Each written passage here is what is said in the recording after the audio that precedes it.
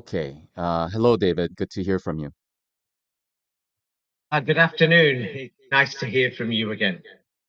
Yes, Yes, sir.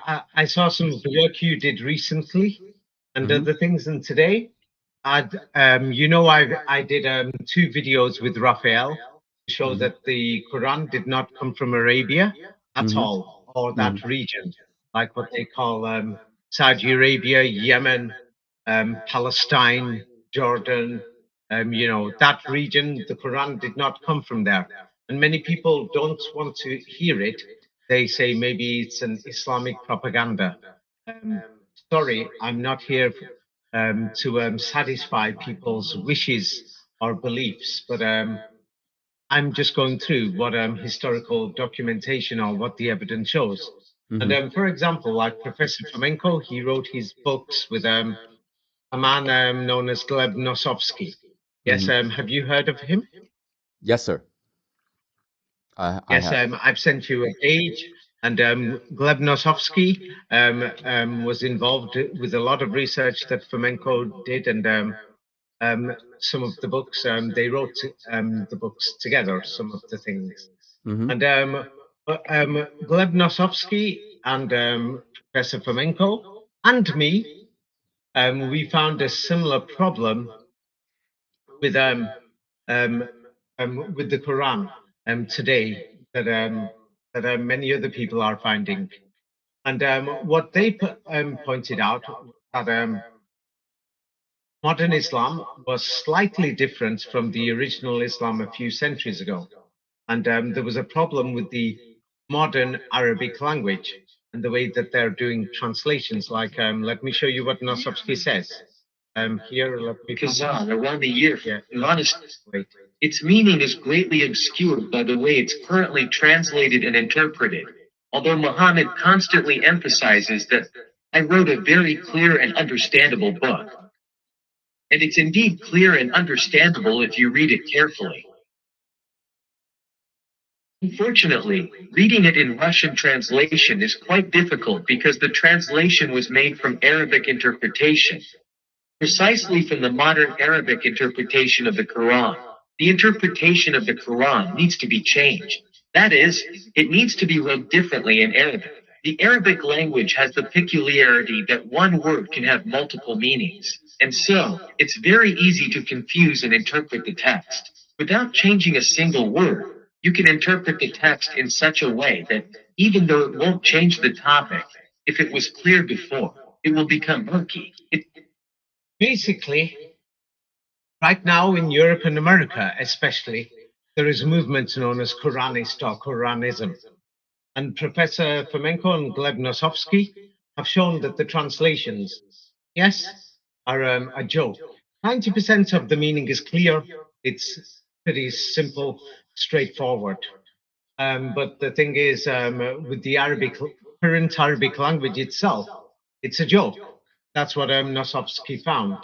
And regarding the Prophet Muhammad, it's like many people don't want to hear it, but the reality is, the evidence shows he came from Europe, not from the Middle East. And the evidence shows that the Europeans followed him, and he basically changed Europe. He changed Europe, and this is what how Nosovsky describes the Prophet Muhammad. Yes, let me just show you. Already existed at that time, eventually overturned the existing world order and destroyed all the power that was in place. This is what the Prophet Muhammad did. He changed the existing world order. That's what he did. Listen carefully what Nosovsky says. Overturned the existing world order and destroyed all the power that was in place. He destroyed all the power of the world order that was run by the Vatican, and the Vatican was based in Constantinople at the time. How important?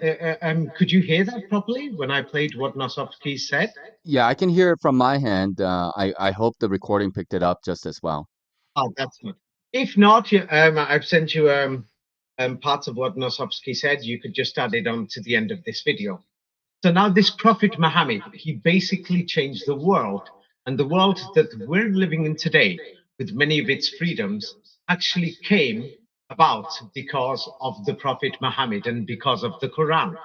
Like, for example, I'll show an example of how the world changed because of the Prophet Muhammad. It's like, what do you call it? At that time, the Vatican started to get power because they took over Europe and many parts of the world. And they had their, it was many princes who were ruling. And what they did is, for example, women had no rights. Women were not allowed to divorce. Yes, there was no such thing as divorce. It's like you had to go back. They got beat up or called witches. They got burnt, etc. Everybody knows about this in the Middle Ages. So this is what the church did.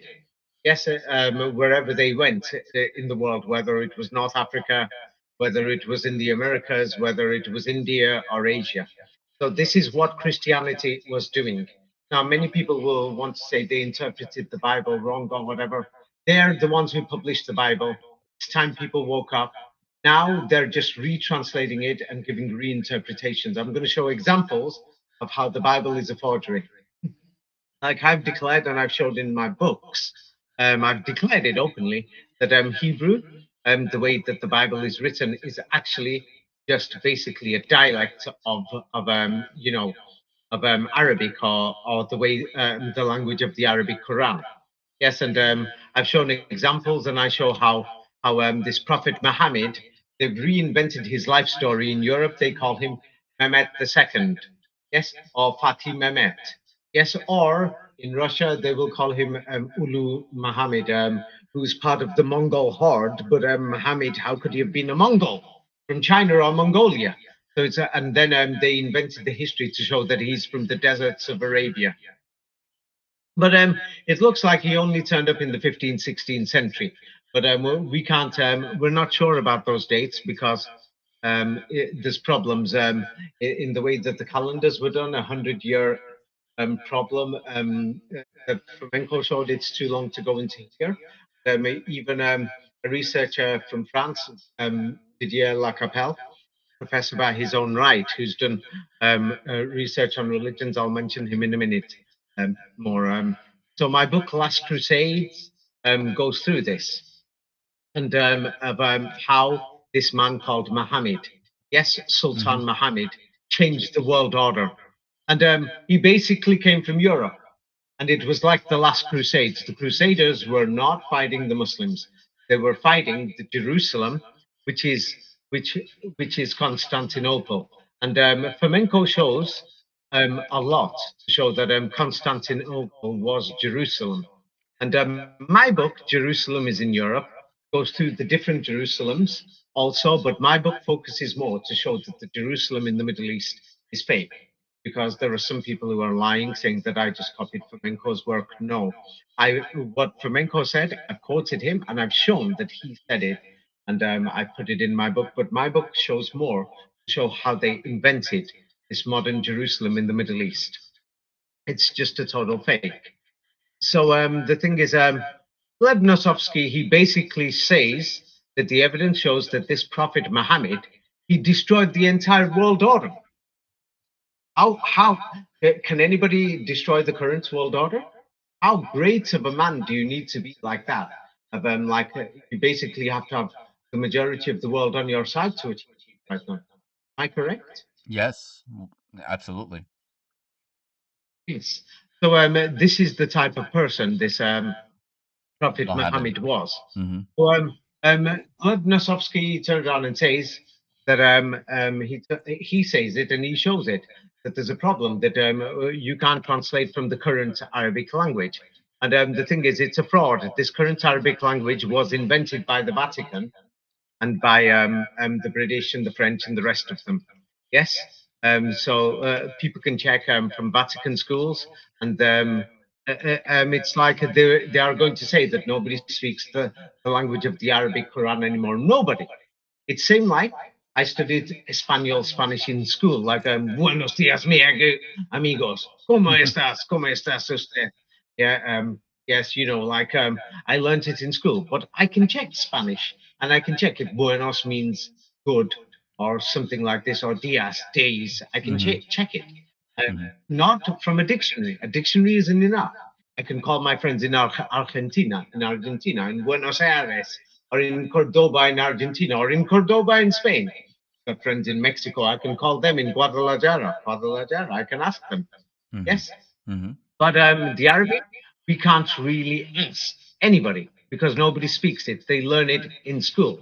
So this is well known, that it's a well-known subject, how the Arabs, they don't have access because no one speaks it. They learn it in school. Who opened these schools? I've mentioned it in other videos, and I've gone through the details of this thing. My new books, two new books, specifically these, what do you call it, Secrets of the Kabbalah, the invention of the modern Arabic language, and in the 33 degrees of how they even invented the current shapes, played around with them. The spelling of many of the symbols in Arabic, I've shown, it's because it's like from the highest degree what they've done. Yes, basically I call it a crime. Yes, and so for Nosovsky, he pointed out that it's simple, it's easy to understand the Quran, but when you use the current Arabic dictionaries and the current Arabic language, it becomes a fake. Yes, and it's not just there. It's all Muslims. You'll find it on Muslim websites. Nobody speaks classical Arabic. They learn it in school, or they learn it. They're showing it on television and things like this. In the majority of Saudi Arabia couldn't even speak this language 100 years ago. Saudi Arabia. I've shown this in the video. Did the Quran come from Arabia? I've shown it. Maybe I'll write about it. All Muslims. You could read this yourself. From Muslim Pro. I just sent you a page. You could read it. Yes, it says 274 million speak Arabic. Why am I not one of them? All Muslims don't speak Arabic, and all Arabic-speaking people are not Muslims. A clear heart and language we know is enough for him.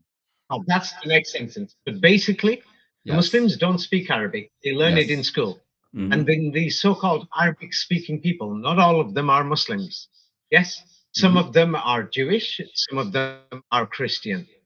Yes. So the thing is, they learn it in school. Where did these school teachers learn this language from?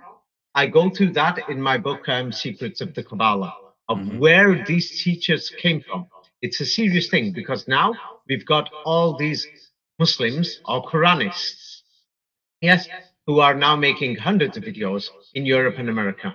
Yes, and they're making hundreds of videos trying to explain the Quran using websites like Corpus Quran and everything. And of course, there are some evil people who are saying, when I turn around and said that they should go to the mosque, yes, for the oral Quran, I've explained this in my book, 33 Degrees, yes, of how these manuscripts that are being used in Corpus Quran or Islam Awakened and everything else, they've actually changed the Arabic words themselves and the way that they're written. The exact root words are even invented for many of the words.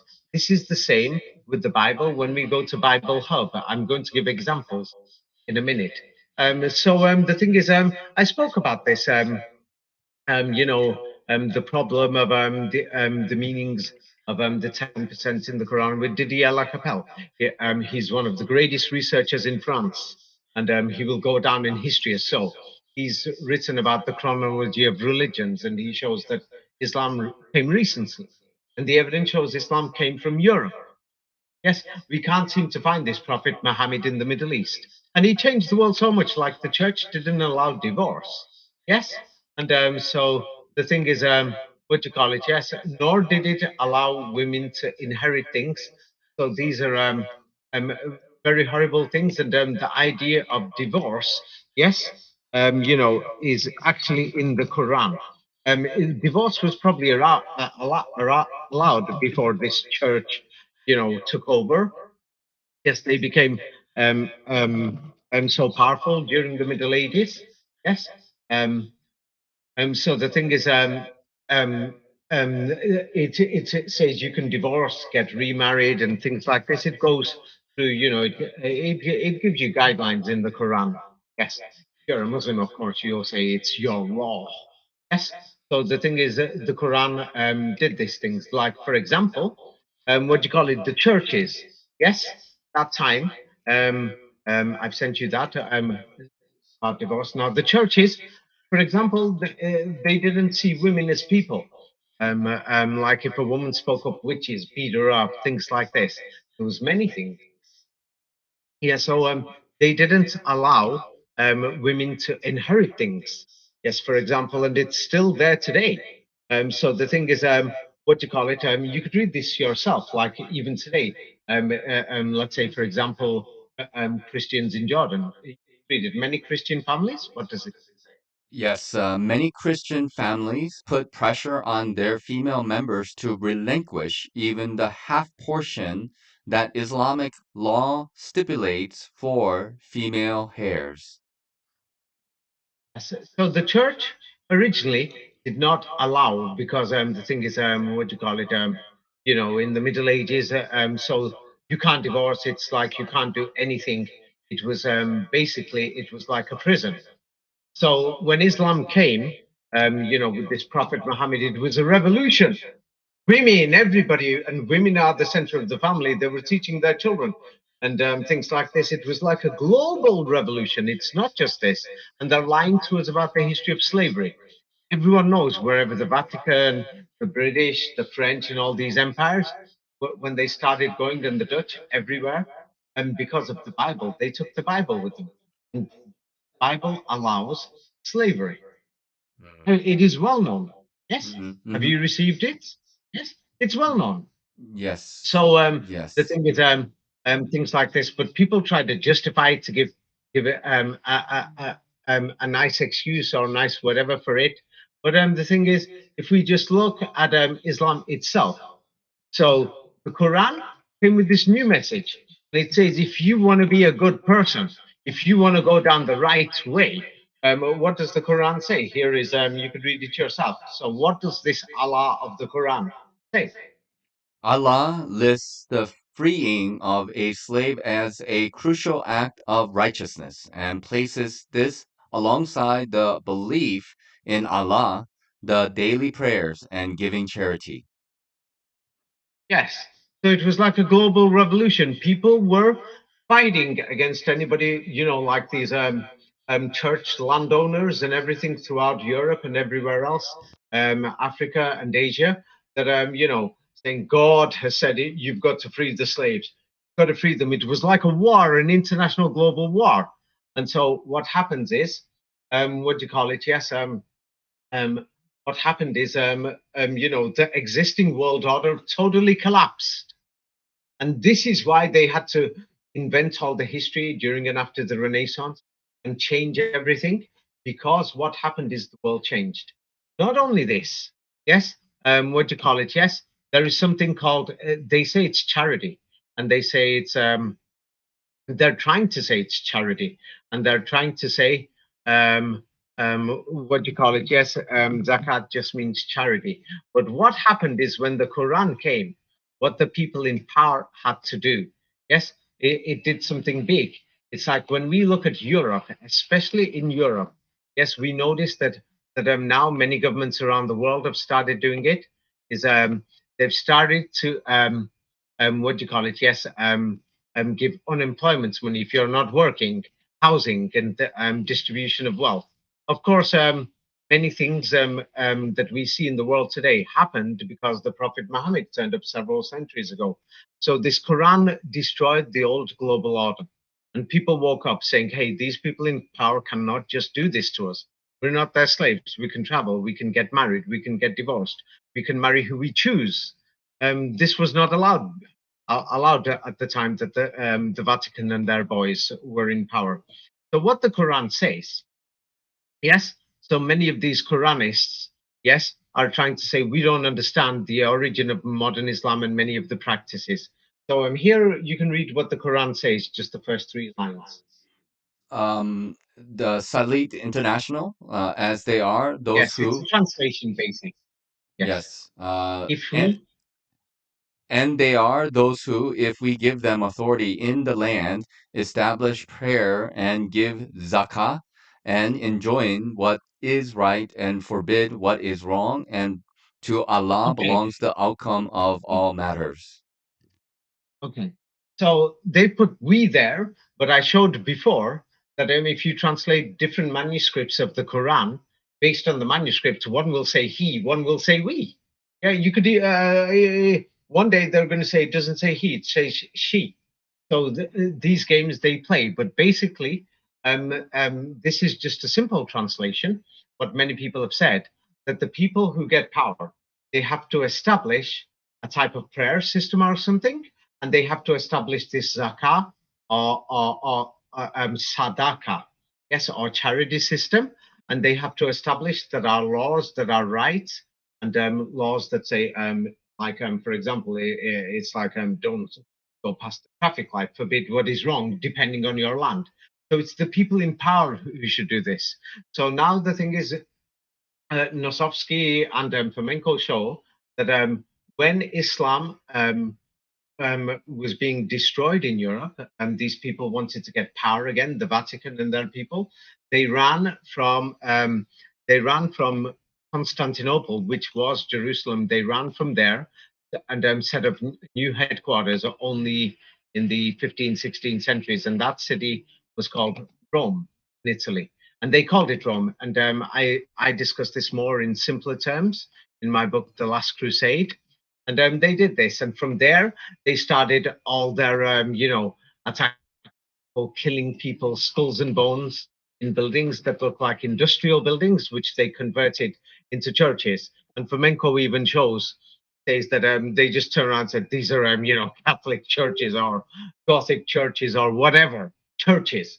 So I've shown this in the book Skulls and Bones, that they started doing mass scale murder, everything to get control of the ordinary people again, because the ordinary people got their freedom. This is what the Crusades were about. That this Prophet Muhammad, people joined him in Germany, in France, in Holland, Scandinavia, England, all over the world. People joined him, and his army came from Europe and then attacked Constantinople. This is what the evidence shows. And there are problems. Is he the Mongol Muhammad, or is he the Arabian Muhammad, or is he the Fatih Sultan Mehmed II, or is he even possibly even Maximilian or Maximilian or whatever in the Holy Roman Emperor? The thing is, they've distorted his identity, and there's many duplicates. Same like Christ, you can see in Andronicus, and Andronicus wasn't a real person, an invented character. Yes, in the Byzantium Empire, and the Fomenko and his team found more than 70 different reflections, copies of Christ that they've invented, 70 different versions, maybe up to 100. So with the story of the Prophet Muhammad, even in Asia, the fake history of Sultan Mahmud of Ghazni, yes, they've invented multiple different copies that he was a massacrer, he was doing this, but it's the opposite. The skulls and bones are found inside the churches, not inside the mosques. They were killing people, they were murdering people to get power back. Yes, and then this war continued all the way throughout the 17th century, the 30 Years' War, the 18th century, Napoleon and all this, and they went to invade Moscow. It was all to do with because of the Prophet Muhammad.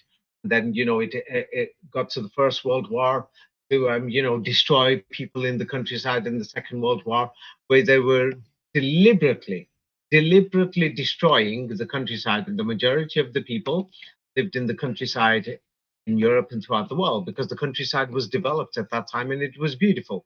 You could build your house anywhere, you could do whatever you want. So this is in my book Orphan Trains. So Muhammad was this great person that the thing is, that the people became, Nosovsky will describe them fanatical. Yes, they became fanatical. I mean, who the hell wants to be a slave? Yeah, do you? It's like the word Christian basically in Slavic basically means slave. Did you know this? Yes, Slav, slave. Yeah, I do not want to be a slave, but we are Yes. all a I'm slave, not I guess, more or I'm less. not Slav. The word Christian itself. Oh, Christian. Christian. Okay, I didn't know the But word if, Christian itself means slave. No, I did not know if that. you become a Christian in the 15th century, it means they've just turned you into a slave. You understand? You can marry who they want. they decide you can't go outside the farm. You're just working for them. That's it. You're a slave for life. You've got to go to the church. Yes, it means, and you obey them. You have to call them the Don or Adonai, like it says in the Bible, like the Don. Yes, that's how the church priests were called. Of course, then the Protestants movement happened. That was the Prophet Muhammad, but they've lied and invented the fake history of Protestantism because they want you to accept the biblical manuscripts. But let me show you, for example, a fraud of the biblical manuscripts. Like, for example, let me just show you. The word God, in the so-called manuscripts of the Bible. So now you can read this yourself so that people can check this themselves. Like Alpha and the Omega, they're trying to tell us it means the word Elah or Allah with the letter E. But Alpha is the letter A. So we know it's Allah. Yes, from the lettering. So now here it is. So you could read this. The original, what is the Hebrew letter? What letter is Aleph or the Alpha? Is it letter B or C? The original pictograph underlying the Hebrew letter A is the word Aleph, but the English word is Yes, Cow. that's it. Yeah. Yeah, the question is, what is the Hebrew letter for A? Aleph. That's it. The rest and whatever, don't not want to talk about the power. Yes. So now here, in a screenshot to show you what the letter A looks like, these so-called biblical manuscripts. Does this look like the letter A that we see in Europe? No, it does not. Hebrew letter? No. So, but you pronounce it as the letter A. This is the letter A, not the letter Z. Yes? Am I correct? Yes, you're correct. Yes. So this is simple. Yes, this is simple that anybody can understand this, even a child. So now I'm going to open, what you call it, so-called biblical manuscripts. We are going to look at the word God. Yes, what I'm going to do is I've highlighted it in blue, and you've seen what the letter A looks like in Hebrew. So now this is what they're telling us when they even translate the Bible. Yes. So have a look at this. Can you see the letter A on this new page? I've Yes. highlighted it in blue. Can you see Yes, it? I see Yes or it. no? So Yes. now this is the word, and they're going to say this says Elohim or Eloha or Elah, but it's letter A. How can it be letter E? So they're lying. It says the word Allahum. Now the word Allahum, the Turks say it, Allahumma. Yes, it says it there, Allahumma or Allahum, however you want to pronounce it, but on purpose, they're telling you it's Elohim, Elohim, instead of, how the Muslims will say Allahum or Allahumma, the Turks. Yes, if you go to Turkey, yes, they're reading the Quran and the word Allahumma is there. Yes, you will see it. Yes, in modern Turkish, it has a different meaning. Allahum. Yes, but the thing is, but in the mosques, the Turks, they read this out. Yes, so the thing is, they played around. Now, for example, what they've done to the Arabic dictionaries is this: when they invented the Arabic dictionaries by the 18th century, they didn't speak classical Arabic. In the 19th century, they updated these dictionaries. Yes, and what they did is you can read this yourself. Like, for example, you could the word tayyib, that. Read it. For example, this one word. What do you find?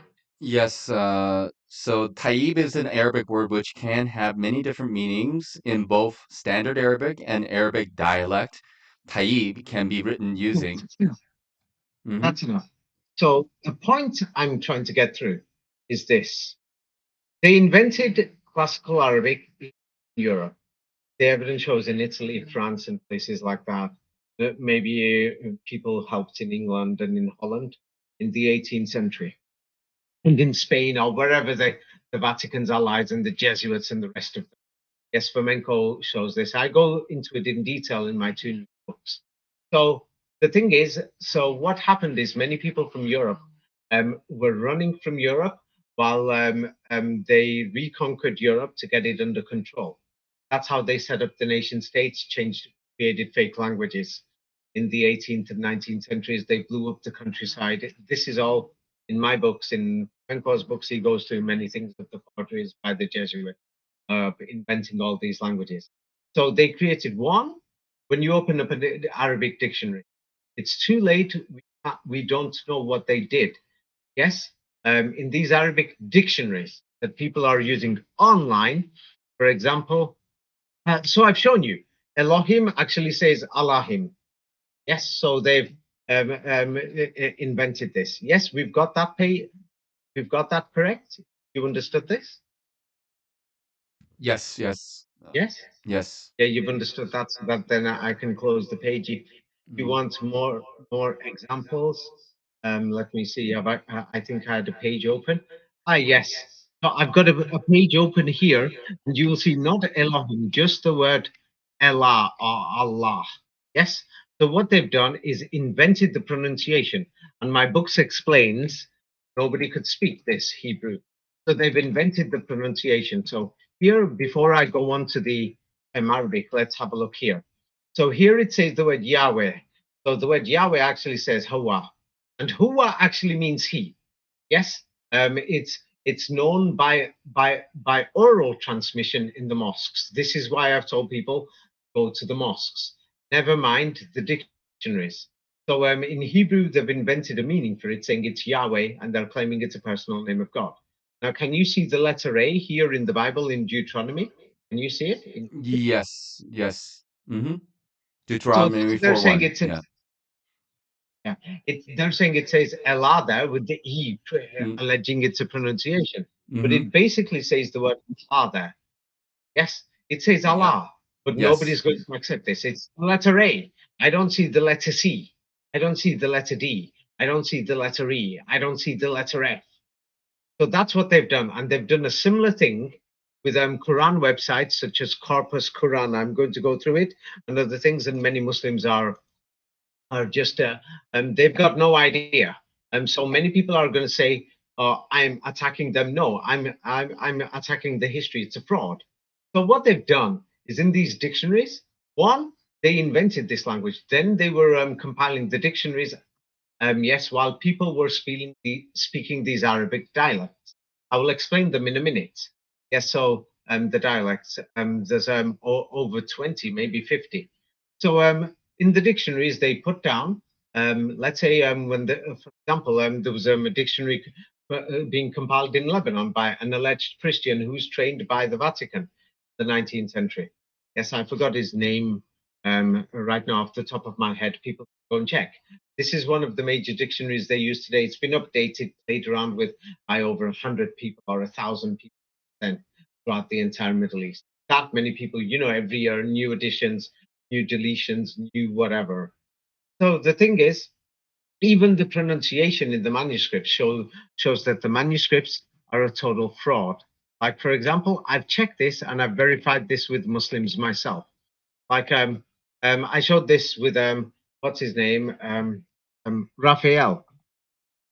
Yes, I showed this with Raphael, and I'm going to show you a bit more. You must have heard of this simple sentence where Muslims say Bismillah or something. Yes, Yes, yes. in the name of God. Yeah, it's a common thing. So now the thing is, if we it's like Muslims know that the word means Bismillah. It means in the name of Allah. Yes, in the name of God. So they're not going to make a mistake in spelling out this word.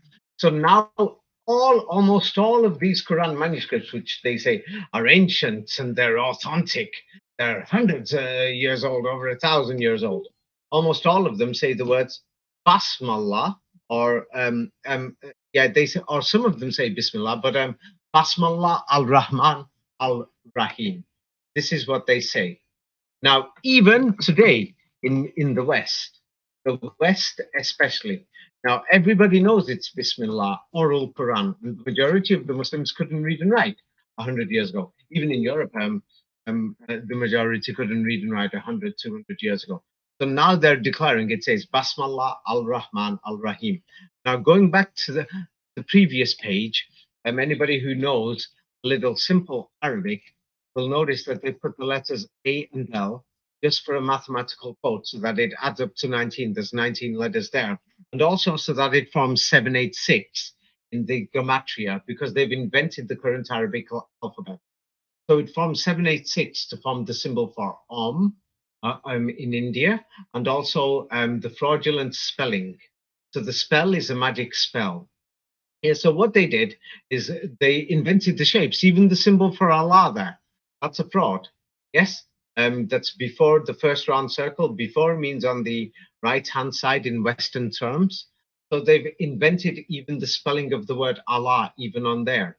Yes, which is actually to do with black magic. Many people don't know this. Now, this black magic, it's too deep. Yes, so many people will actually find it shocking. So I don't really talk about this. But anybody who knows black magic, yes, you know, will know what that's about. And that's in my book, 33 Degrees. It goes through the explanation of how it's sexually they created many of the shapes, because we can see that how many of the letters and everything, how they standardized it. It's different in the handwritings in Russia, in Poland, in Ukraine, in Germany, in Austria, and in France a few centuries ago. And there's different letters. Like, for example, they don't even have the letter P in the current Arabic.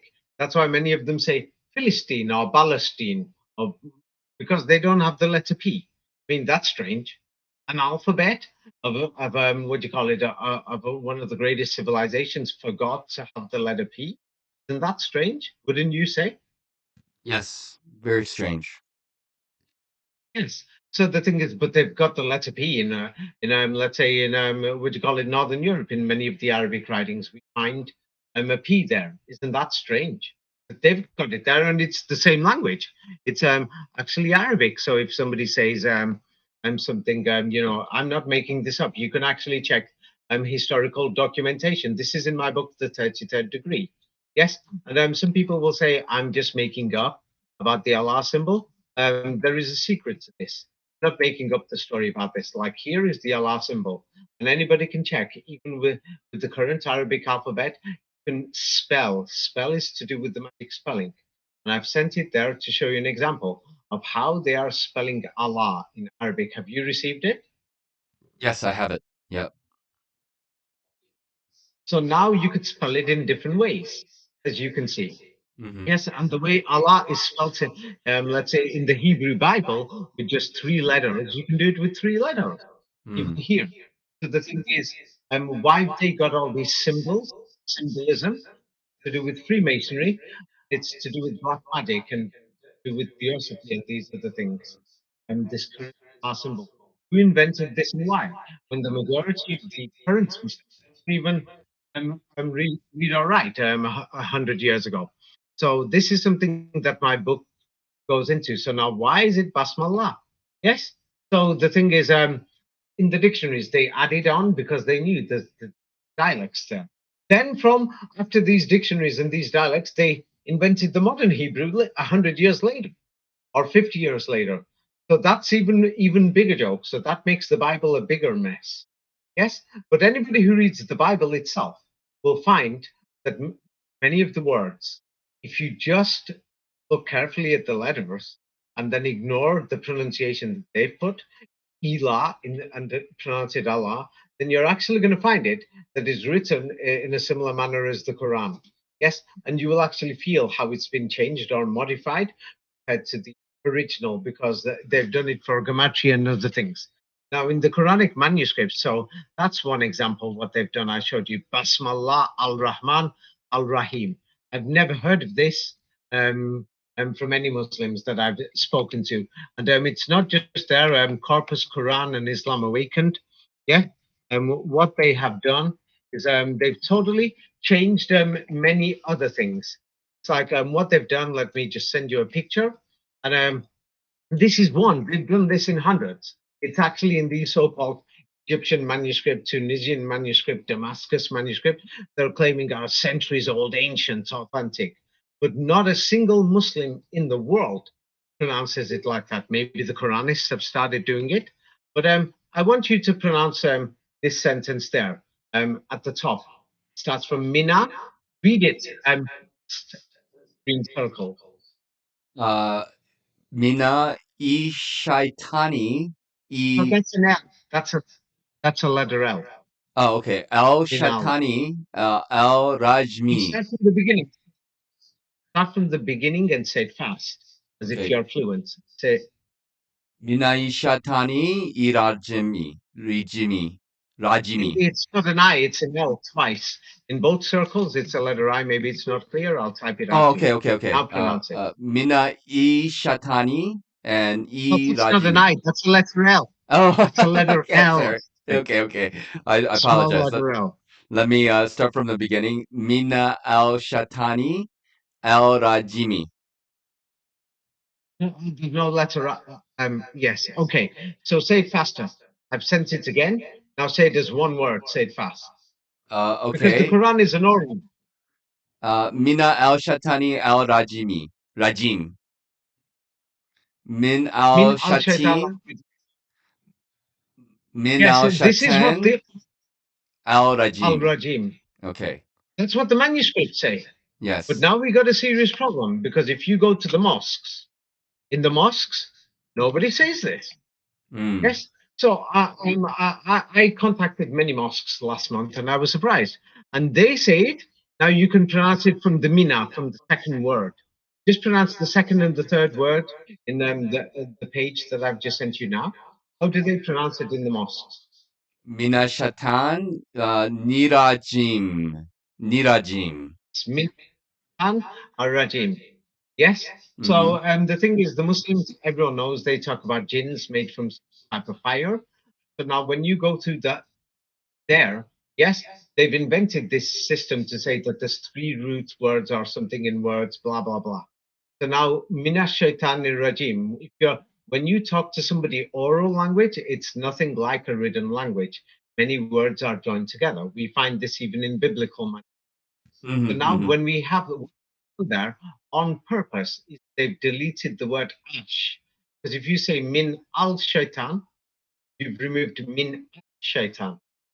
That is so important because in a fire you have ashes. This is very important. And this is something to do with the Kabbalah and Freemasonry. Yes, it's something to do with why the Kaaba in Mecca is not a cube. This is a very important thing. Why the Muslims failed to make it a cube, why the cube has got to do more with Kabbalah and black magic. Yes, and that's why the Mm-hmm. cube in masonry they call it the ashlar. And this is explained more in my book 33 Degrees, where I'm in Freemasonry and other organizations, and why the Hindus put ashes shirwad. Yeah, have you heard of ashirwad? When people are getting married, they put ashes on their head, Yes. like Yep. they rub it on the head, but many people might not know if it's ashes. They call it ashirwad and notice ash.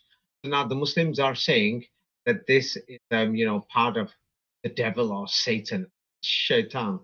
So now on purpose, on manuscripts, they put al shaitan. So now many people are going to, and they put Bismillah al Rahman al Rahim for people to think it's three words. But if you read it from the oral Quran, mosques, it gives another meaning. You see. So now, when I told people to go to the mosques, for meanings, I mean the big mosque where you'll find hundreds of people, not a local one with sectarian things. Like, for example, I mentioned to you before, maybe in Europe and America, people have heard of this. You spoke about him in your use that many young people might heard of a man called Sheikh Imran Hussein. But the thing is, like for example, I checked in many Middle Eastern countries. The majority of the people there have never even heard of him. Yes, Sheikh Imran Hussein is a nobody in the Middle East. In Turkey, nobody's heard of him. Yeah, well, the majority, 95%, 90% at least. Yeah, nobody's heard of him in Uzbekistan. Nobody's heard of him in Kosovo. Nobody's heard of him in Russia. Well, the majority of the Muslims. Nobody's heard of him in Libya. No, the majority. So if people are turning around and saying in Europe and America, that's something else. You see, it's because the Quranist movement is in Europe and America. And as Gleb Nosovsky and Fomenko, their team, well, Nosovsky says it clearly, they pointed out that this modern Arabic language is a joke. Now, the thing is, people pronounce things in different ways. Like if I say it, many Muslims are going to say it's blasphemy. So the word Bismillah, they might not believe it. But you go to other parts of the world, pronunciation, some people pronounce it Bismillah. I'm not joking. Some With a people V. pronounce it Bismillah. B or a W even, Bismillah. You see, it's like you could be born into a German family, you could be born into a Danish family with a Danish pronunciation. Somebody in Denmark could say Bismillah, and you will think it's something, but that's their pronunciation. So there is no set pronunciation, and I'm going to prove it here.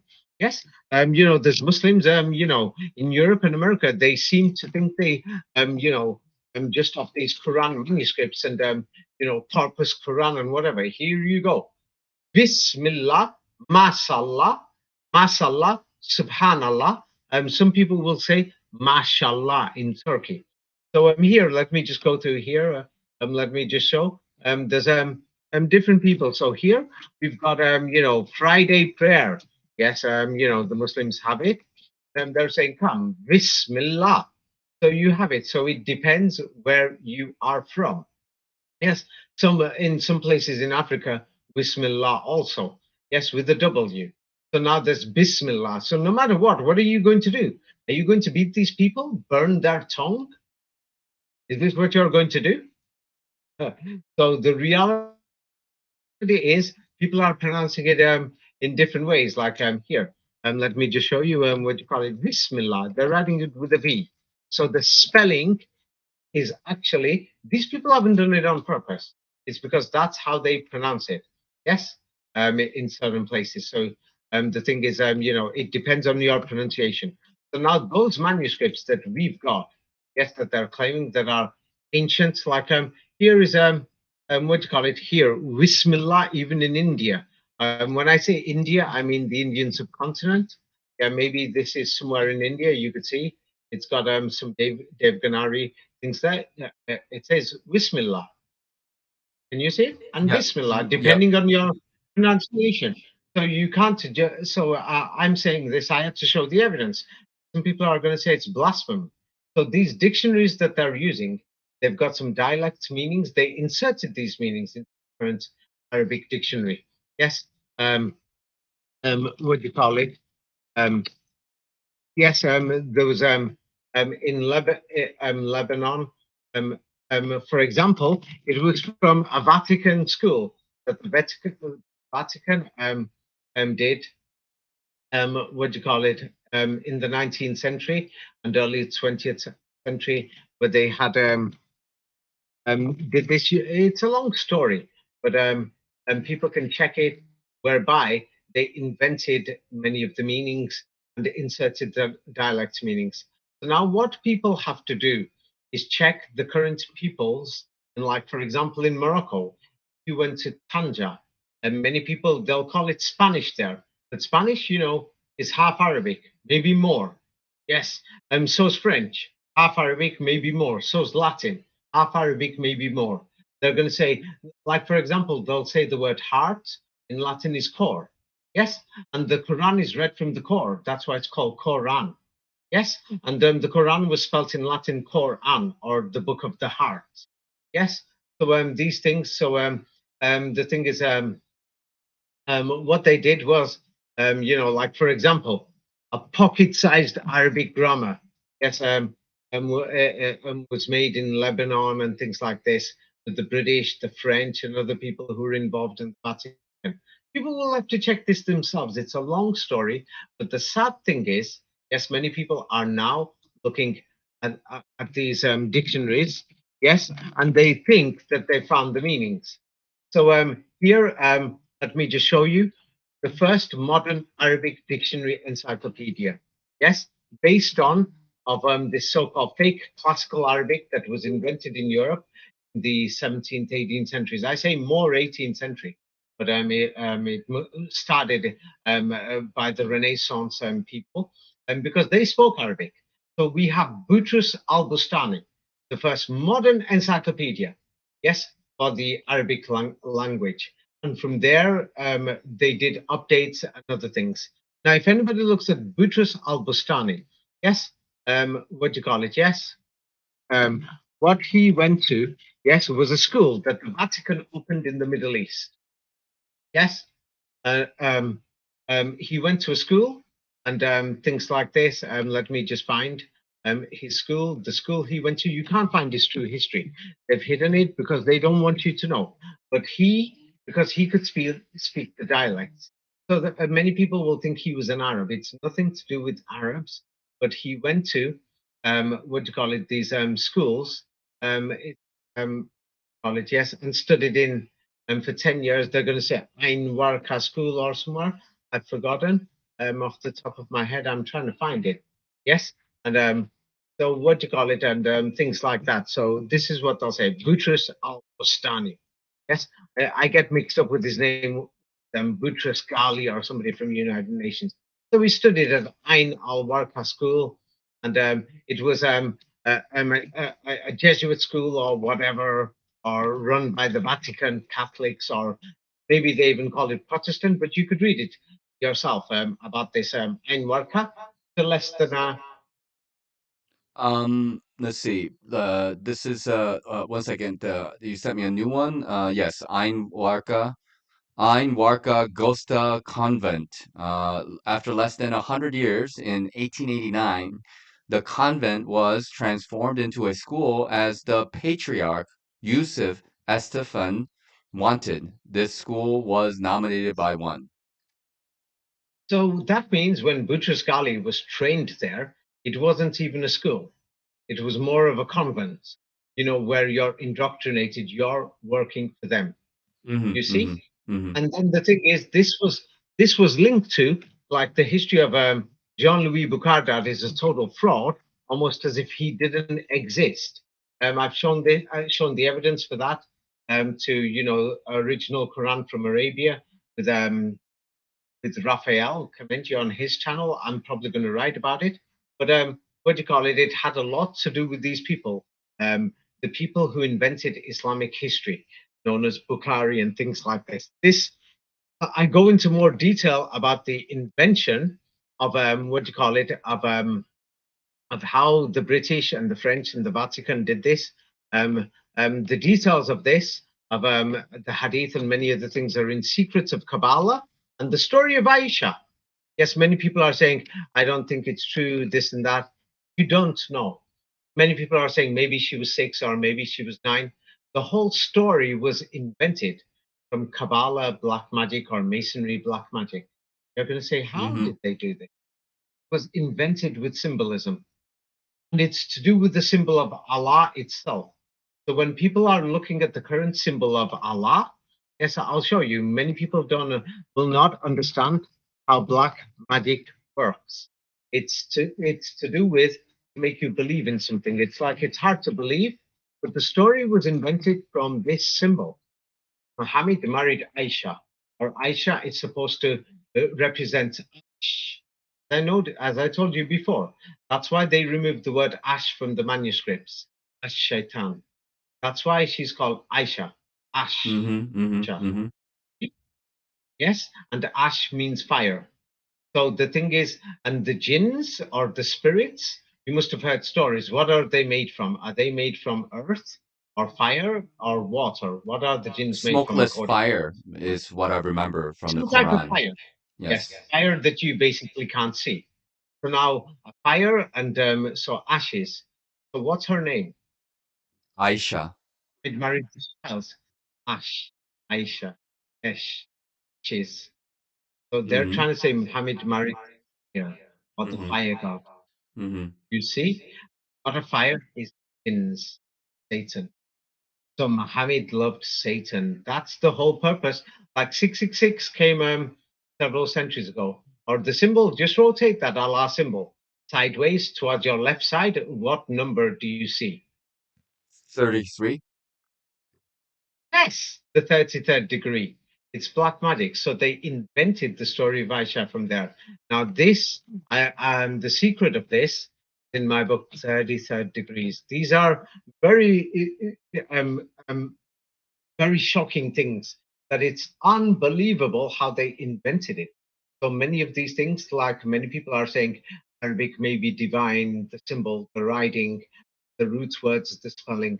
Sorry, no. This is why I said, if you want to know the Quran, you go to the oral Quran, because these manuscripts, Corpus Quran, can you see it? It's a forgery. If people are pronouncing it Ash-Shaitan Rajim, the manuscript says Al-Shaitan Al-Rajim. Haven't they changed it? Yes, they did. Yes. So if people are pronouncing it Bismillah, Hir Rahman, Hir Rahim, yes, we don't know where the word breaking is, and they're telling you it's Al Rahman, Al Rahim. Isn't this a forgery in the manuscripts, in these Quran websites? Isn't this a forgery? Haven't they Yes. changed the meanings? Yes, yes. And that's what Flamenco, Gleb Nosovsky, a professor from Moscow, what he has said, that we have to, you can't go to this current Arabic. This current Arabic, as we can see, the Jesuits and the rest of them, I've just shown a bit of the history. So many people, there was a stupid comments by some of these dogs. I call them dogs because what they're doing is they're misleading people with their fraudulent history because they want to believe in their Quranist or Quranism. Oh, by the way, call this video Anatoly Fomenko and Koranists. Because the fact of the matter is, yes, these dictionaries are a fraud. The modern Arabic history is a fraud. Yes. And who put it there, when, how? It's in those two books. Yes, you know. And I'll write another third book, go into more detail. 33 Degrees and Secrets of Kabbalah goes through it. Yes. So it goes through it. But the Allah symbol, don't you find it suspicious that it's the number 33? Very much. Yes. Very suspicious. Suspicious. Mm-hmm. Yes. And why is it a design? Why have they turned it into a design? When it just could be just common spelling, ALA or ALH. If you want to write it ALA, that's Allah. Or if you want to write it Allah, ALH, that's it. So why have they turned it into some symbolic thing with dots and dashes and all the other things? Isn't that suspicious? Yes. Maybe it's a kind of spell. Yes. It's to do with a magic spell. Yes. What do you call it? I'll show some of the the meaning to this. And there is the alpha and the omega. It's like it's the alpha and the omega spells Allah. So this is the name that people were using in Europe for the name of God. But that doesn't mean that the people designed the symbols of Allah and alpha and omega. Yes, it's like so that's another thing. If anybody looks at the symbols for Allah and Omega, and these are the things they're going to find the same masonry in the magic, it's because you'll say, how is the magic? Let me show you how this magic is so deep. Yes, what they have done, that no matter what, even for the Quranists, it's going to be difficult to explain this to them because they have been brainwashed for many years, even you and even me. So it takes a long time. I'll show you how they brainwashed you with the magic spell. How many years did you spend learning the design and the shapes of the alphabet? Look at this picture. Think, while you were a child, have you received the picture? Yes, yes, I got it. Yeah. Indoctrination. Picture. Yes. Mm-hmm. Brainwashing. Yeah, let's use easy words. I don't like using difficult words because I want to just make it simple and clear for people. Mm-hmm. Mm-hmm. So they Mm-hmm. opened all these schools all over the world. British, the French, the Italians, the Dutch, the Spanish, their empires, the Russians. Why would they be so kind? Sure that you're learning all these alphabets, Cyrillic, Greek, Latin, English, French, modern Arabic, and everything. I mean, the Europeans opened all these Arabic schools, if you check. So what they did is they know the shape of the letters will in your brain. You're spending days, hours, 10 years just to learn the alphabet, words, and yes, from the age of Mm-hmm. like 5 to 15, 10 years. the minimum schooling all over the world now, basically. Yes, isn't that called brainwashing? But people have no ideas that the shapes of the letters, the spelling, the words, they make you believe in the dictionary. They make you believe that all people that all over the world have these meanings, and they've been things like this. But if you go through even these Arabic dictionaries, how they whatever, yes. And the thing is, the Catholic schools and all this Boutros, whatever. So what they did is they found poor people when the Europeans opened up these Arabic schools. Poor people. And they just sent them there to teach them to read and to write. But many of these people now are the Christians of the Middle East. You could read how they opened these schools. For example, how did they open this one? Boutros Bustani. The school was The school was based on a national principles and was open to all without distinction of race or creed. It differed in this respect from the other. basically, Yes, you've got the message. So yes. they opened a national school, yes, of Al Bustani and things like this, named it for him. Yeah, so what they did is this is just one, but they've opened many of these other schools. They opened hundreds of them, yes, Christian schools throughout the Middle East, yes. And then they invited Muslims, and the Christians, or the current Arab Christians, they weren't even Christian until these schools opened up in the late 19th century, because they found many of these people actually came from Europe, who were running away, who intermarried, because in Europe they were fighting skulls and bones, destroying the farms, and many Europeans ran south. And I showed this in a video, that did the Quran come from Arabia? They'll have to watch that to go through deeper, or I'm going to put it more in my new book soon. Yes, about the Quran. So the Hmm. thing is, now the question is, yes, where is this original Arabic? We can see it's in Europe. So I've said it before to many people.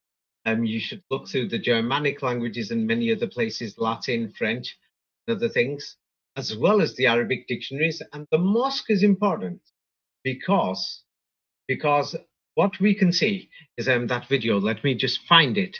Yes, that I did with what's his name, with Raphael, because this video was very important. I'll go through some of it here with you now, because there's going to be many people who haven't watched it.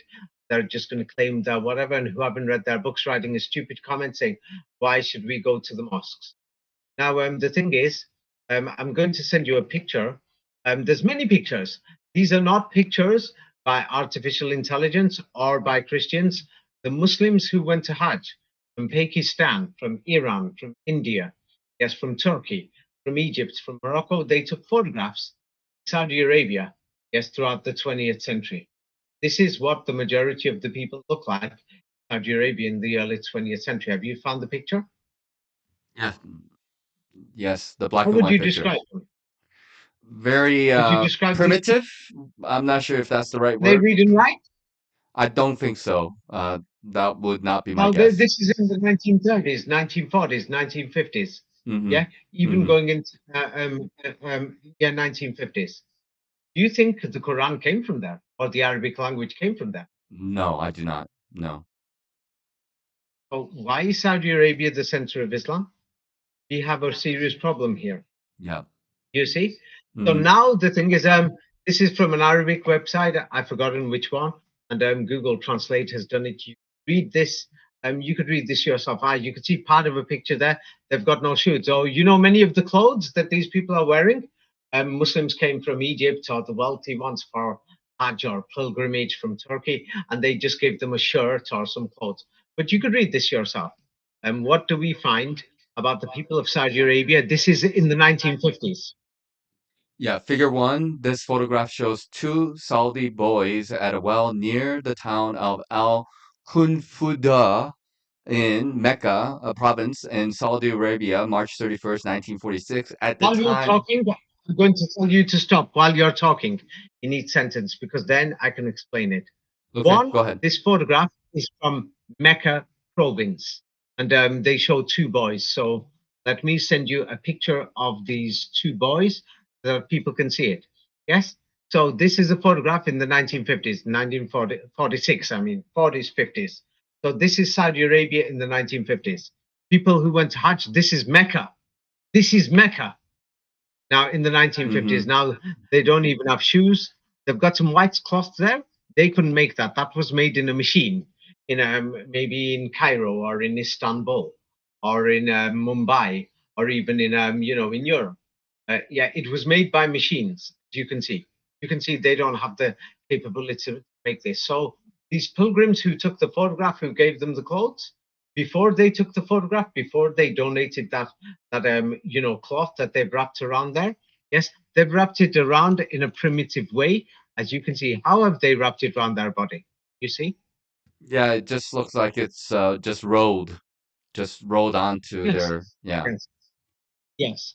So as you can see, what would they have looked like before those people came from another country and gave it them?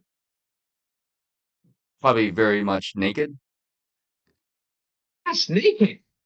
So what type of Islam did naked people have? Or what type of a language did they have? Probably not much of a language. Yes, a simple primitive one.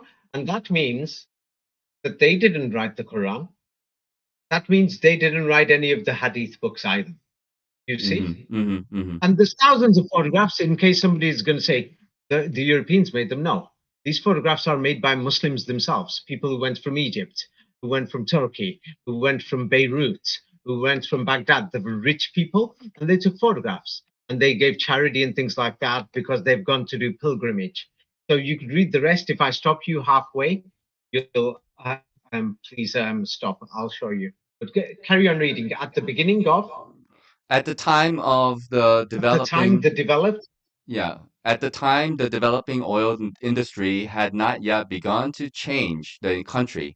The amazing aspect of the image is that it could easily have been taken centuries, if not 2 millennia earlier. Notice the camel that helped create trade route about 930 to 900 BC. Absolutely nothing Hey, had stop. changed. Yes. Stop. That's just fake history propaganda. Do you think naked people were trading just because they've got camels? That's your No. own interpretation because now they're saying this in the history books because they want you to think Prophet Muhammad was there and there was trade routes. But what do you call it? Yes, carry on reading and then you'll notice this. Yeah. Absolutely nothing had changed in Arabia for centuries. Only the one boy's shirt looks like at least a bit modern. The people of Saudi Arabia were among the poorest and most backward in the world. The photograph is not in accord with the Western image of Arabia, but this was how most of the people of Arabia dressed. These boys were, of course, poor, but this was the state of most of the population.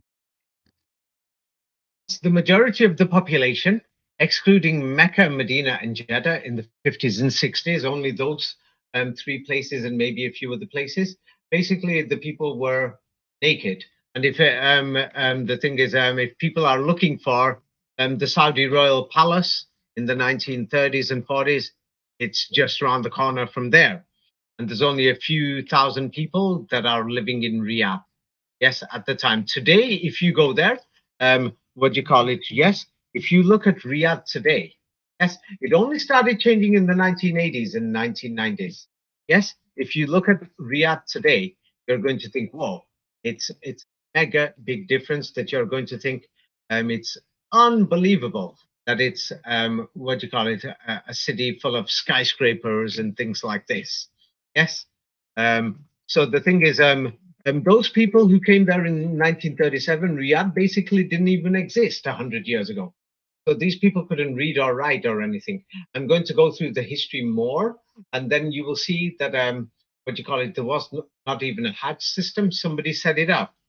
Yes, who set it up? I'm going to explain it. It's nothing to do with fake or something. So it was set up in the last few centuries. About 400 or 500 years ago was like the basic beginning. Yes, but there was like maybe a building there before then. And of course, some people will say, there was a Kaaba in Yemen or something. No, this was made by the British and their allies. They used to drop pilgrims off in Aden, coming from India, especially in Indonesia and from China. or Indochina, they brought pilgrims. The early 20th century, they used to scam people before they went Mecca north. That's a long story. That's in the video with Raphael, and I'll write more about it. Some people think that maybe there was an ancient Kaaba in Yemen. No, that was people saying, "Hey, let's fool these people. They don't know anything because it's just a desert. Yes, we're going to what do you call it? Yes, make money out of them, take all their money. These tourists. You see, that's what happens in many countries. Yes.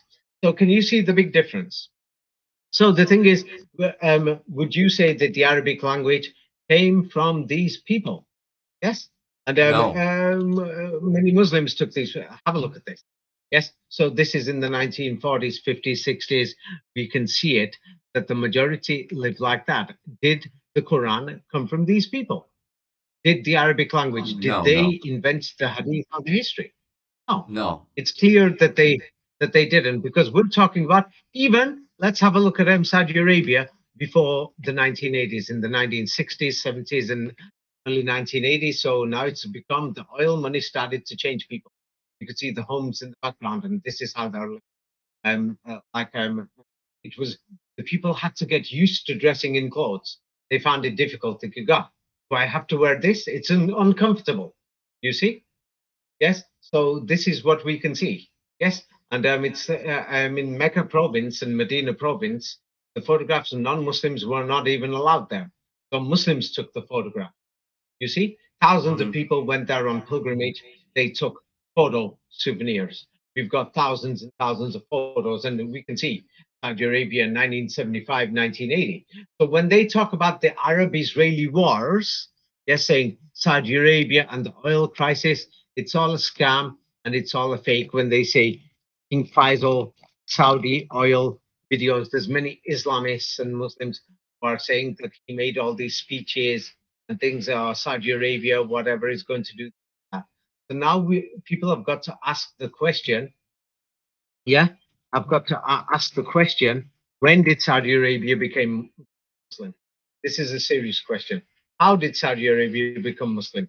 How did they get the modern hadith? Why did they do it? Where did they get the teachers from? Because these people had to go to school. That if you go to Saudi Arabia today, yes, what do you call it? Yes, we will see it's totally different. And the people know the hadith and all these systems. Who brought it? Why? What was going on? So now many people, many Muslims are portraying King Faisal, yeah, because they're just seeing a few videos, this and that, and a few photos. But if you look at thousands of photos, like I've done, the researchers are going to find it's a fraud. These so-called Arab-Israeli wars, they're saying, why didn't Saudi Arabia attack Israel in the 1960s when it took Jerusalem and all these conflicts? So now the thing is, I'd just like to say, Israel is a modern country like Europe.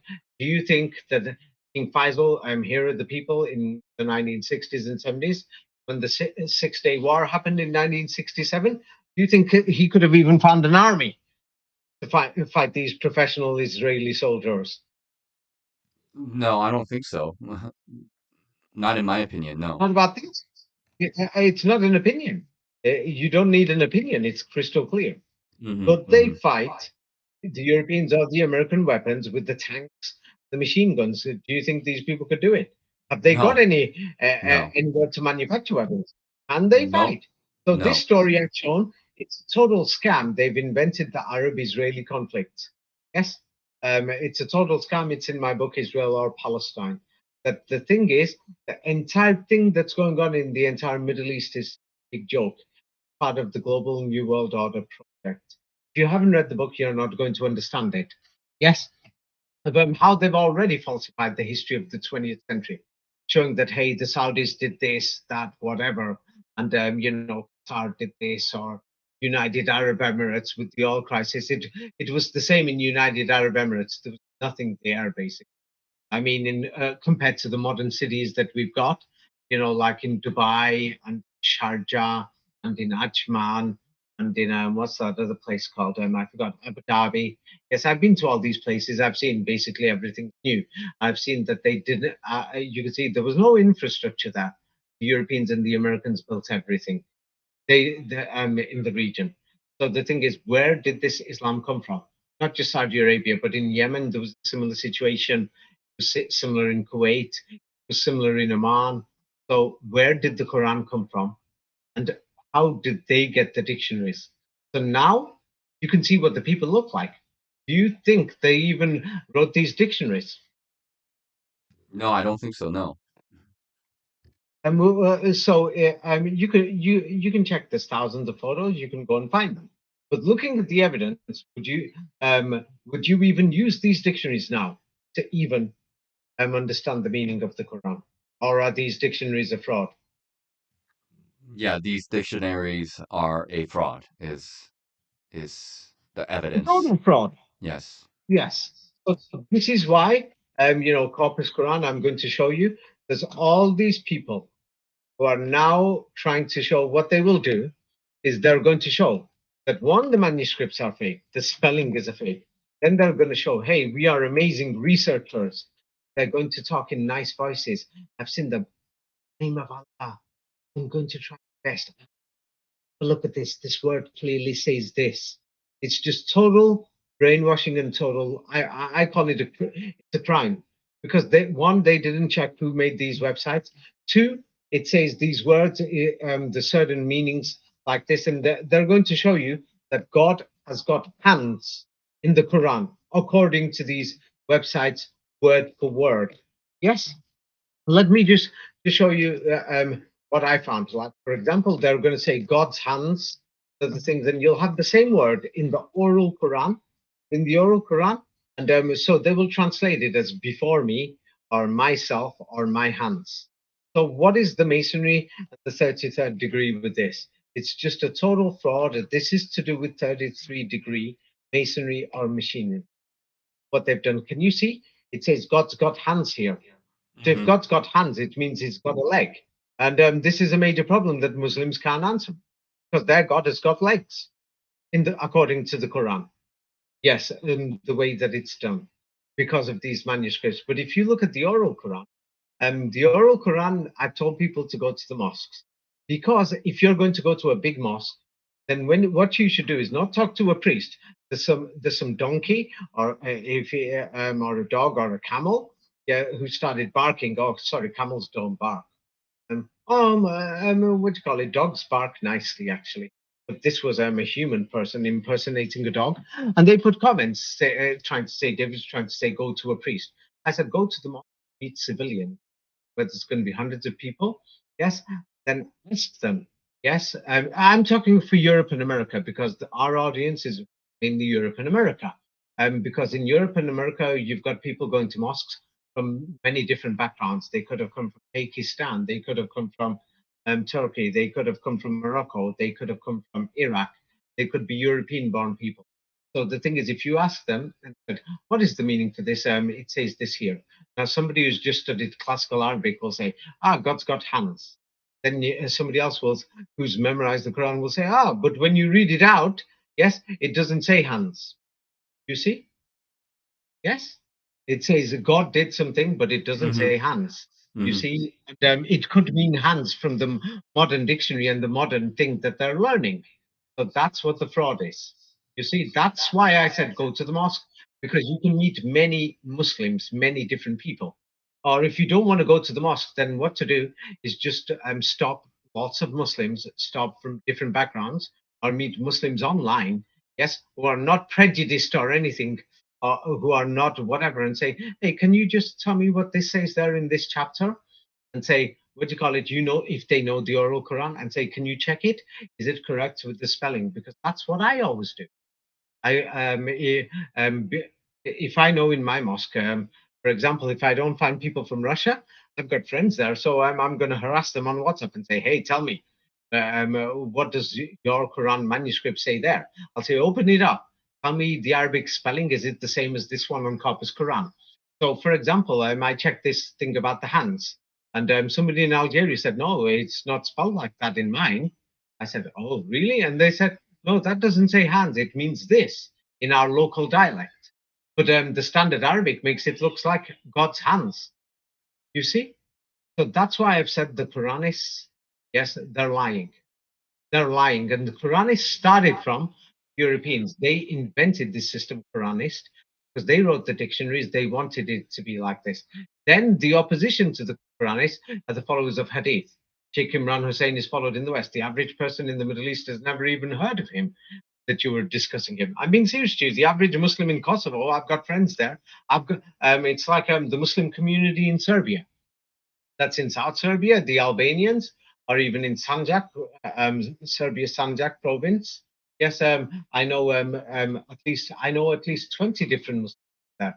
There are personal numbers on WhatsApp and Facebook that I can call them. I can verify things, their manuscripts from the Arabic that they've passed on orally for generations over there, because many people in mosques have kept the meanings.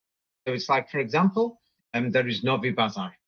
So I will contact people who I know there, and I'll say, hey, you know the Quran by heart. And for example, I know one person who knows it by heart there.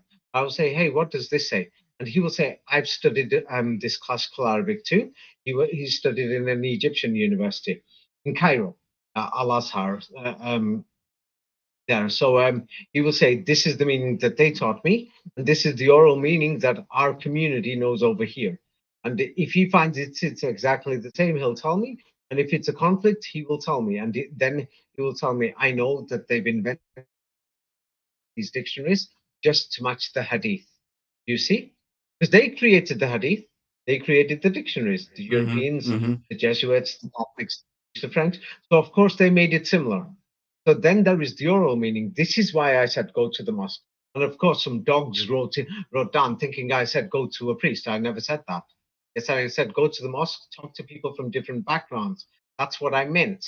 But of course, I can't say it in 2 hours. You can't say everything. But it's difficult to actually say things. Within 2 hours, if you're making a video or something. So that's what Fomenko and Nosovsky they found. There is a problem, but the basic simple meanings there. Now, many of the Quranists are trying to invent their meanings. Say, I think this word specifically this or that based on a dictionary. I don't know which dictionaries they're using. I don't know where these people are coming. But the dictionaries are just a fraud, and there are many things I go into the conspiracy of what happened in the 19th century and the early 20th century, and they invented the 19 code and they put it in the Quran manuscript. They actually put a code there by adding these letters to make it Al-Rahman, Al-Rahim, or Al-Shaitan, or Al-Rajim. Yeah, because that helps putting the code. So this is in the book Secrets of Kabbalah. It shows the forgery of the British appointed their people. They appointed fake Muslim priests. They actually invented a so-called priesthood, or Islam didn't even have a priesthood. So this is in the book Secrets of the Kabbalah, and then it goes into the magical side of this. Yes, is explained in detail. The magical side actually goes in my book 33 Degrees. It's not a joke, the magical side, because I want you to imagine right now. Yes, can you get out? Can you remove the shape of the letters that are in your brain for the current English alphabet that you studied in school years? Can you remove this from your brain? No, I cannot. And did you ever think how it influences your thinking? Have you ever imagined this? No, not really. No. And did you think that maybe it even influences you sexually? No, I did not think about this. It's actually, yes, so the average person hasn't.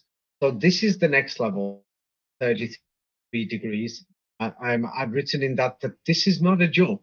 What they did is how they invented the crucifixion story. They invented it just from writing letters that people couldn't get it out of their head. And it magically, the spelling, that's why it's called gospel. Like gospel, it means God. Yeah, in Germanic languages today it's God in English, but in the Germanic older language is God. Yes, it means God or Goth. Yeah, it comes from Arabic. They say Allahu Akkad or Khod. In Iran, Khoda, Hafiz, yeah, and Pakistan, and in Iran, Khod. Yes, that's where the word God, and it was like a global word. It comes from, there is a chapter in the Quran, Allahu ahad, which means one, or wahid in Arabic, which means one, which they're lying and saying. Gematria, it forms 19. It depends on the way they spell wahid to make it 19, which is a big lie. The Baha'i are using it to say it, but they've added an extra letter A in there, or an alif, or alif, some Muslims pronounce it. Sorry, I normally say the Hebrew pronunciation alif, or the Greek pronunciation alpha, yes, or the letter A, but I forgot the Muslims pronounce it as alif very often because of the fake dictionaries. Now, so this thing is very very serious. How serious? Now that you know about the dictionaries and many of the things, would you trust any of these Quranists? Can you trust No. that they're going to say, "Trust me, it's from these meanings"? No, Can no. can anything that be accepted? So now the thing is, they did this with the Bible. What they did is they're doing this with the Quran right now. Of course, it's happening in the West, not happening in the Muslim countries, very little. Yes. So now the thing is, the people in the Muslim countries, in Tanja, for example, I stopped before, but many Muslims came only from Spain in the last 100 years, the 1920s, 30s, because many people were still getting out. Yes, and Franco's dictatorship and the oppression of Muslims. Spanish people. That's why if you go to Tanda, its population went up from 40,000 to 1 million people. And nobody's asking questions of where these people mysteriously came from and why they're so poor. And from Italy, yes, you know, in the 20th century, it's known that many people who went to the Alliance Israelite schools or the Sephardi would their version of you know, Jewish yeshivas in the early 20th century, late 19th century, that many of the people who they claimed were Jews over there actually came from Italy, and many of the Muslims in Tunisia came from Italy because they wanted to preserve the original faith. And with 2, 3 generations, you know, of like colonial oppression, they forgot what they forgot a lot of the things, but the oral Quran survived. And the dialects, yes, it's got less than half, I would say, you know, of the meanings have been preserved because now this modern standard Arabic, they're forcing people and teaching them in school. But that's why I've said less than half. Many of the Quranic words have survived. And the Quran's basically got only 500 roots words, I call them. I don't mean the fake roots that people are using and to describe the Quran, trying to break it down. All that is a forgery and a lie invented by the Vatican. Yes. Or the Quran, 80% of the Quran is actually just, what do you call it? Basically, 500 words make up 80% of the Quran, or estimate like this. Yeah. And let me just show you about estimate. So it's the definition of what a word is, because it's an oral book and many of the things are joined together. So it's the definition of a word. So I call these 500 words, I call them the actual root words of the Quran, the root main words. I'm not talking about the artificial root that people are trying to break down and say this word means this. And like they will try to claim saying Ramadan from 3 roots, Ramadan, because you've just pointed out 3 vowels, like Ramadan. Yes, they are going to say the root words. Let me just show you. Yes, many of these Quranists are lying and saying it's like anybody who uses a brain, they will see that from the dictionaries. So they are going to say, like, let me just show you. This is from these dictionaries that these Europeans put there in the first place. When I say Europeans, yeah. So now, according to this, how many root words is there in the word Ramadan? Ramadan. Let's see. Like the word Ramadan comes from an Arabic root Answer word. yourself. Uh, oh, 5, 2, 3. uh, how many root words? 2, maybe? They've shown Ra, Ma, and Da. How Okay, many is that? Ramadan. Okay, 3. Yes. They're saying that there's 3 root words. Yeah. I call that criminal. You want to know why? It's because what they've done is they've pointed out the vowels. But Mm-hmm. do you know what they've done? If you look carefully, yes, this is why they're trying to say it's based on a 3 root word system. That's for their manuscripts. and for their fake Quranist and Quranism, because the only reason that they invented this classical Arabic language was to destroy this book, the Quran, because the Quran destroyed Vatican and the wealthy people's world order. It basically took over the world. Yes, they set slaves free. Slavery ended. Women could divorce. They brought about this current freedoms that we've got now. Yes, and they want a new world order. The only way they can do it is when this Quran or this Islam is totally destroyed. And many people are saying that the current prayer system and everything came from the so-called Hadith and everything. No, it didn't. They're trying to say this. It came from somewhere else. We won't have enough time to discuss this today. I'll put it in a new book. Yeah, if they're going to declare that people are doing ritual prayers because they got it from Hadith, that's a lie. The evidence shows that the Hadith books were placed there by the Vatican and the British recently, but these prayer systems existed before. Now, if you just because you want to be a Quranist, don't make up your own lies. Don't make up your own lies for root words. So now I'm sending you the word Ramadan. I want you to look. I've typed it myself at the top. Yes, they base many of the root words based on the vowels. How many vowels do you see that will make the root words of this word itself? It's an oral word. Yes. How many can you see? Can you see Ramadan 3 to make this word, or to make Ramadan? Ramadan, according to them, based on their fake root word systems, how many roots is there within that word? I see 4 vowels. 4 vowels. 4 root words. How many root words do you see? Don't count the vowels. It's an oral word. You don't spell. Ramadan. 4. Yes. How many is that? 4. 3 or 2? It's 4. So they've lied. They've lied because now they're trying to define what is the meaning of Ramadan, and then they gave a meaning of what Ramadan means: first rain or thirsty or whatever, based on how the hell are you going to this fake meaning, telling you the full thing of how the hell do you know what Ra means? So now we could say I could invent my own root word meanings, because Egypt is a Muslim country. It's in the Middle East. I could say Ra means they're praying to the god, ancient Egyptian god Ra. Can't I just invent this? Yes. I'll say you've lost the meaning. Or I could say Ramadan actually means they're praying to the ancient Indian god Ram. Am I correct? Yes. You can invent your own meaning. Or I could say it means Ram Adonai or Aden or Adon. Adon is the ancient Egyptian god that they're saying Adon. Or I could say that you're doing Ram praises to Dan.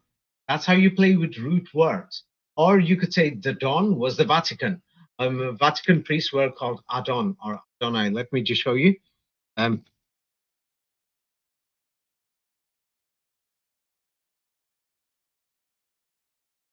During the Renaissance and Middle Ages, it was when Islam came, they broke the entire system. So the Roman Catholic Church, the priests, they were called Don. So now I can just invent my meaning. Ramadan means that you're giving up your food for the Catholic priests. I've just invented the root word meaning. Latin, many of the words came from Arabic. You see, you can invent the meanings. That's what they've done. And what they've done is that Arabic is, as Nosovsky points out, what they did is, yes, Arabic words have too many meanings because of all the dialects everywhere. You see? So the thing is, it has too many meanings that everybody knows that a single word, just read the part that's highlighted in black. You don't need to read. 1 second. 1 second. Let's see. A single word can have multiple meanings. And more than any other language. That many people say that Arabic's got too many words or too many meanings. Yes, that you'll find hundreds of things. It's because the people now, those people don't know why. It's because, for example, it's like what do you call it? Yes, there is the word here that we see harem. Yes, the word harem just read the part in black highlighted. What does the word haram mean? One moment. Let's see. Forbidden and sacred. Yes, as far as his knowledge knows, somebody's talking about it. So does it mean something's forbidden, or does it mean it's something special? Not according to Yes. this. And then in No. many European languages, it means something that's forbidden because it causes you harm, harmful, haram. So when you look at these meanings, yes, it could have one. Many Quranists will say it has one meaning, but then it could also have two meanings. So now when you look at it, I will tell you something. If I said, what do you call it? Yes, don't do this. It causes you harm. You heard me orally speak this. So now you know I said it causes harm. Yes, I said, don't do this. It causes harm only when it's forbidden. That changes the meaning of the sentence because I said it orally. So when you know something orally, yes, it's like good morning is the best. Sorry, that was a bad example. When I said, if I said to you morning, yeah, many people don't say good. They just see you in the morning and say, morning, how are you doing? But it's an oral word. And that's how the Quran is. It's written simply, it's easy to see the meanings, and it propagates the message clearly. The West saw it as propaganda. The Quran is like serious propaganda for that time. It's because the world, the rich people had people as slaves. You would have been a slave today. Yes. And many viewers who are listening would have been slaves. Yes. So the Quran was like the propaganda of that time. It was serious propaganda. And something, and it says, no, if you want to be righteous, you got to set these slaves free. Yes. It was like many people, the Vatican didn't want to give divorce, or many of these people, they married someone, kept them, then they married someone else. That many people had many women. It was like a job. So the Quran comes along and says you can't do this. You can't just and they used to dump some of these women. So the Quran turned around and said you can't just do this. You've got to marry them. You've got to allow them divorce. I mean, and what do you call it? Yes, they're allowed to have inheritance and things. They're allowed to have cash. You see? Yes, so there was other things, and the Quran declared war against the bankers. This holy war that they call jihad. It actually says, God and His messenger. Yes, the messenger means Muhammad. Yes, notice of war. Yes, Mm. you'll see against the people of what do you call it? This was like that we see that what the Quran mentions when it comes to war. This was one of the major reasons for war. And then it says what do you call it? It talks about killing people known as kafir or cover, or people who are covering things up, or the liars. So the meanings of the war and many other things, it's like many of the translations are a forgery. That if you read it orally and you went to the mosque and you asked somebody and said, it says in this translation, what do you call it? Kill the unbelievers or something. It sounds crazy. Yes. So the thing is, Quran, like for example, like many people are talking about it because they wrote these dictionaries. So now the thing is, if you went into a mosque, they're going to say it doesn't say kill the disbelievers. Just find them anywhere and just start killing people. That's what it looks like. Anybody who doesn't want to believe, isn't that what this sounds like? Yes, that's what it sounds like. So scary is this religion? How scary is it? I mean, if it's accurate to the translation, then it sounds scary. Yes. So now the thing is, it's very scary. And for example, so when we see what it says in the Quran, yes. So now it says something that we don't know. I don't even know if this is correct. I'll have to check through it. Yeah, even the spelling. Yes, but it turns around and says kill somebody called the mushrikina, according to that. I don't know what the oral Quran says, but according to these people, yes, it says that people who are that they worship many gods. Yes, according to that. Yes, that they've said that this means, people who are mushrikina. But then, I will show you an example. Let's just go through the fraud of this. When you open up the Quran, Corpus Quran website itself, and then you go for like an example of the translation of this word, then so they're saying it means these people killed them. So now, who are these people? We don't know what this is about. Is it the people in power? Is it the people who had the slaves who refused to let the slaves go? Is it the people who are forcing people to become Christian? The word Christian in Eastern European, half of Europe, it meant the word slave. Like if I said you've become English and the word English means slave, it means you've become a slave. So now let's see what it says when you go there. So now, what do you call it? Yes. So here, the word they've said it just means associated or it means mix.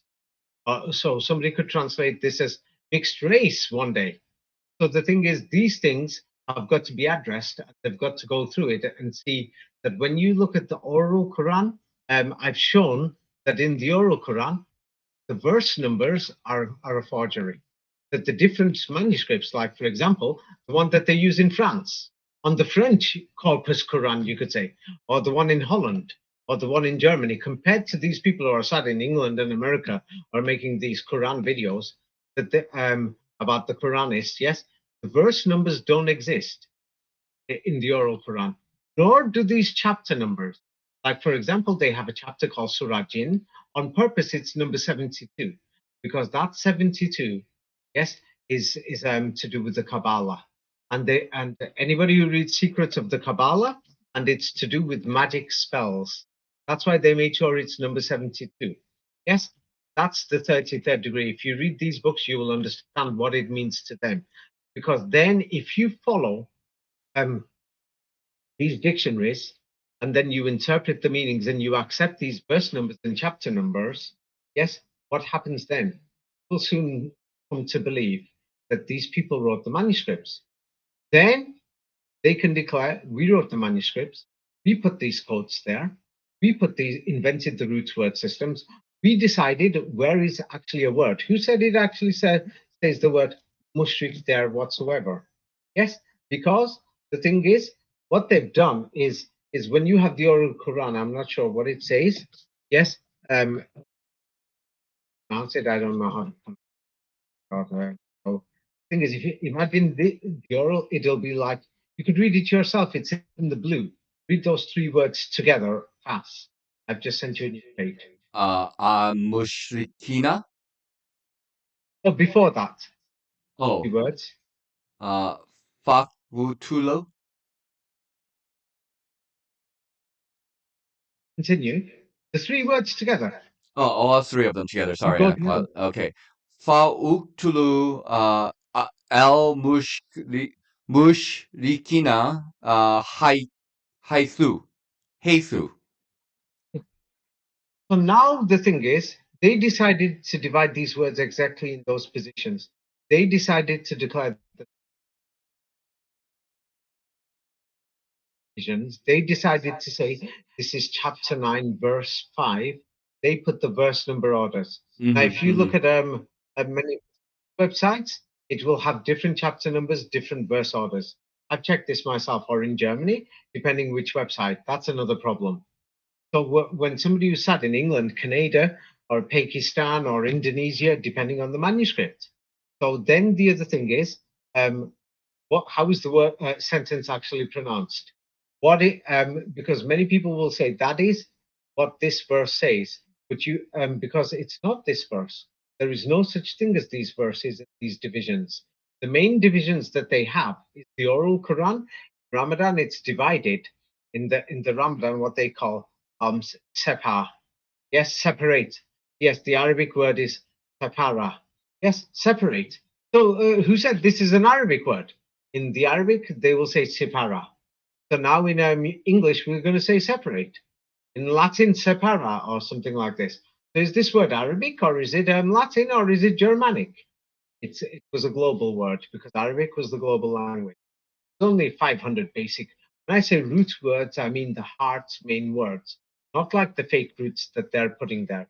So the thing is, I'm sorry, I have the position that Professor Anatoly Fomenko's associate, Professor Gleb Nosovsky, shows. The current Arabic dictionaries, the current Arabic meanings that they've given, the translations and everything is a total fraud. It's a joke. 10%, the total lie. 90% is okay if you read through the translations, but the rest, the lie. And that's why I said go to the mosque, because you'll meet many people. If you're not satisfied, go to another mosque and meet more people and say, hey, which country are you from? Compare it to other dialects in the other places. Yes. And then I'll have to go through this maybe next time because it's too long. But Islam was in Turkey before Saudi Arabia. That we can see it was there. Islam was fighting in Turkey, Saudi Arabia. Islam was in Russia before, and we've still got these Russian Muslims. So it's like I bothered. I went out of my way, to go to Russia. There's Muslims in Tatarstan, Dagestan, Balkaria, Ingushetia, in Volgograd, Muslims in Tobolsk, Muslims in Omsk, in Tomsk, in Katerinburg. You can go throughout there, Russian Muslims. They're white European people. Many of them look Germanic, some of them look like Slavs. In Petersburg, in Moscow, you can go to them and say, hey, what do you call it? Walk into a mosque and you can talk, you can ask them when there's a group of people there. You can ask them saying, what do you call it? What's the meaning? And in Russia, everybody knows Vladimir Putin. Yes, yes, Putin has made sure that they have not allowed Arabism in there, nor did Lenin and Stalin allow it there. That the Hadith and all these things didn't get in there. They tried to bring it into Chechnya because of the war and political reasons, but these things haven't spread. Yes. Let me just show an example of Russian Muslims. And the thing is, people will see that they're just European people. They're just European guys. Yes, and you could just walk into a mosque, you'll see Germans or whatever. Um, you'll notice the difference between the Slavs, Europeans, and the Germanic ones. You just turn around and say, hey, what does this mean? You ask them individually and you ask them in groups if you want to research. You are going to be making these videos with your claims. Isn't that what you should do? Just hundreds of people instead of just sitting there and thinking, hey, I just found a dictionary, when you know the dictionaries are fraud. Isn't that what you should do? Am I right or am I wrong in this? Yeah, I would agree. Yes, yes. Because religion is such a big thing, if you're going to make a video and you're going to say this word in the Quran means this, you can see it's the past tense, future tense, and all this. And you're going through all these websites and your alleged dictionaries, and from talking to just a few people from one country, think, hey, I got family in Morocco, or family in Iraq, or family in Palestine, or family in Lebanon, or family in Turkey. You're just asking a few people. Isn't it criminal? I would call it criminal because you know this is a religion, that this is to do with people's feelings. That's why, wouldn't you say that you know that there's many people who are listening and they trust me? Wouldn't it be criminal if I made a declaration saying this word means this? Mm-hmm. I haven't done the research. You know many people are going to believe what I say. Wouldn't that make me a criminal? Well, yeah, I mean that's up for argument because, like, yeah, I mean to say that that is criminal is like you have to involve the Make a judicial declaration justice. Yeah, and they it's haven't done the yeah, research. I'm yeah. talking if these people are making videos, they're claiming they've done research. They're Mm-hmm, claiming mm-hmm. these words mean these. It's a That's pretty what I'm big saying. deal. Yeah, it's a big deal for sure, without a doubt. Is it a crime or is it not a crime? I mean, again, yeah, it's like crime means like judges are Um, involved and all this kind of stuff. But I'll yeah, bet it is criminal. Like, let's just make it simple. It is criminal. if you see it from the point of view from the Quran says these people are criminals and liars. Yeah, yeah, Well, yeah, for sure. maybe so maybe my view is Quranic. Some people can say this. I see it as a crime. I'll tell you why.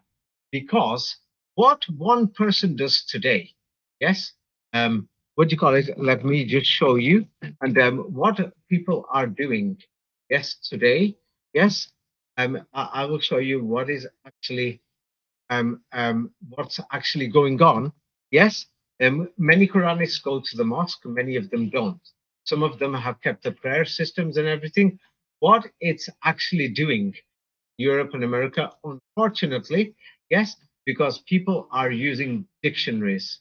Yes, and because of the dictionaries, we see it all the time. Yes, that you will see what you will see is that the police are coming because these people now, because somebody's going to say this word means this or that. Well, you could read the headlines here. What is the headlines? Happens quite a lot the last 20 years in Europe and America. What are the headlines? Police break up fight in Chester Mosque. Yes, that's what's going on. I don't know what that fight is specifically about, but Chester just happens to be in England. So these are the kind of things that are happening. That people are fighting in mosques. Like it's not just in England. It's like the thing is what do you call it? Yes, here you could read this out. But the thing is because some Quranists refuse to go to the mosque, but many of the Quranists still go to the mosque. And what's going on? Because they're giving their own interpretation and meanings based on these dictionaries or based on Hmm. these alleged roots. You could read it, the headlines. France. France in middle of Ramadan, fight between worshippers in front of dot dot dot. Yeah, so you're basically getting the message. So now you can see why I call it a crime. When somebody is going to declare, say, these people are doing ritual, people are following the so-called hadith or the Muslim history books, it's a crime.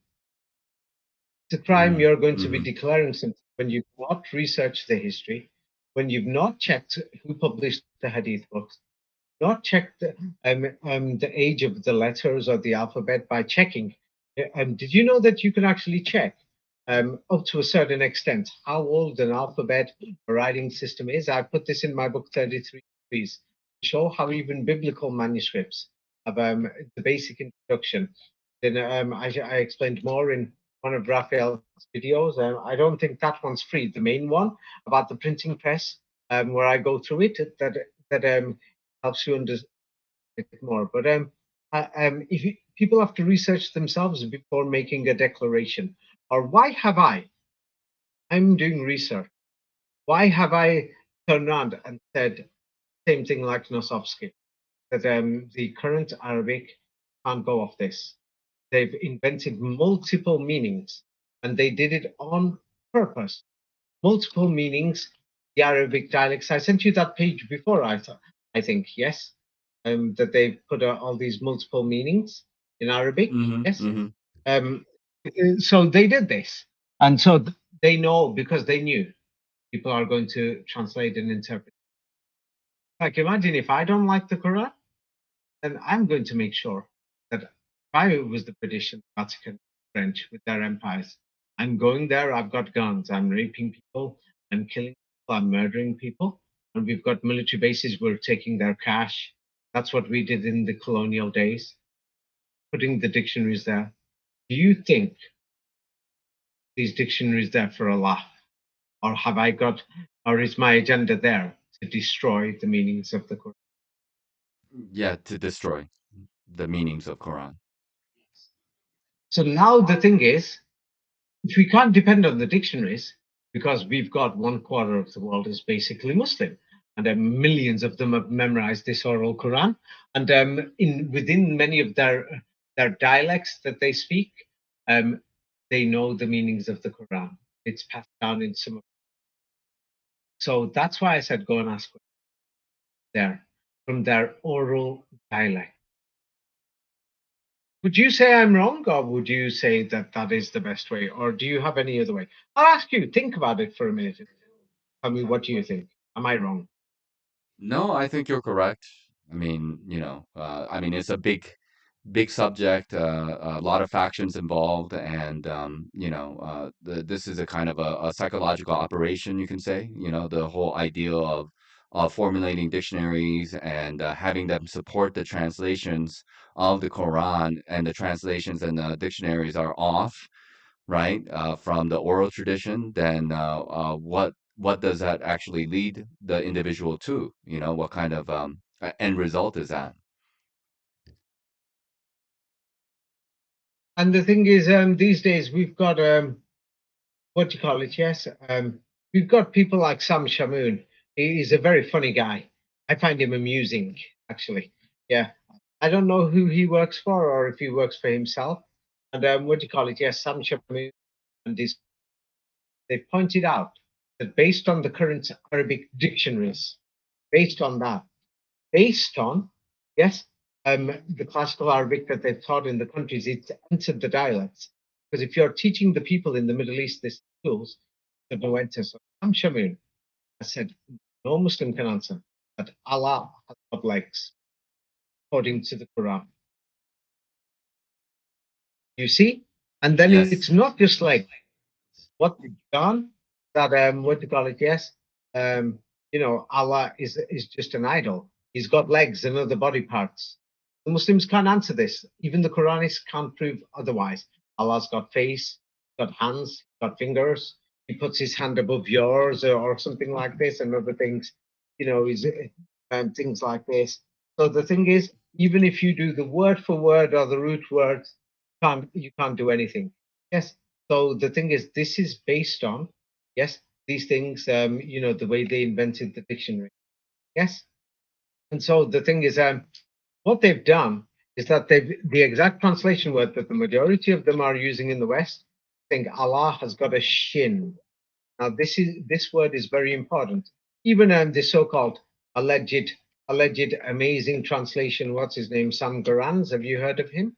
I've discussed this in the previous video, 33 degrees and occult magic with Raphael. Have you heard of Sam Garanz, his translation of the Quran? Uh, it's vaguely familiar, but no, I'm gonna just I don't remember him And completely. I talk about him because there's some people who are my friends and they message me. He's not very famous, but of course, he wishes he was, and he wishes his Quran translation goes around. He's invented a word called Quranite, like Nazarite, because hoping one day it becomes big. Because religion's a business, things like that. So what he's done, he also uses this word. Like, what word do they use in translations? It's in that picture of the lake. Read it yourself. What is the exact word that they use? One second. The latest one I see is that It's a picture. Under the the picture is a what leg. part of the leg is that? Allah's shin, Allah's shin, what? shin. Chin. Yes, so they're using the word chin. Yeah, even this some garans, or however you pronounce it, I'm not sure. Yes, but he uses what word? Does he use the word leg there, or what does he in his translation? The day The day the the shin is uncovered and they yes, are invited. yeah. The Shin. Yeah. point is the word he used. Yes. Translate that word shin.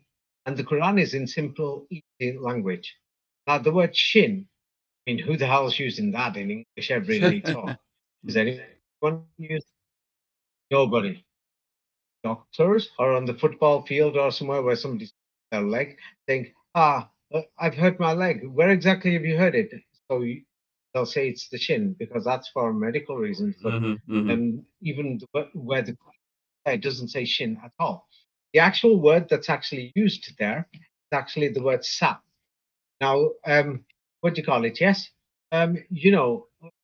Before you wear your shoes, what do you actually wear? Can you repeat the You question wear again? something on your leg. Yes, on Yes. your legs. What Hmm. you wear on your legs? You wear shoes and Pants, socks, socks. before you put your yes. So socks in plural. So now the word in the Quran that's used there in that place, the actual word sack. You see sack, socks, and the sack, carrying a sack. So that's the word that's actually used there.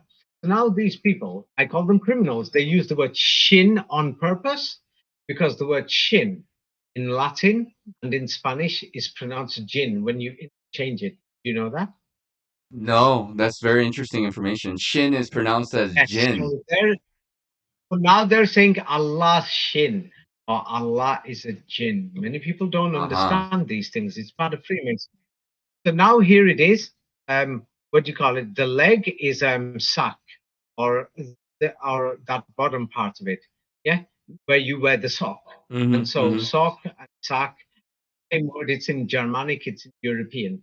So this has got to do with why they removed the word ash shaitan, and they wrote in the manuscripts in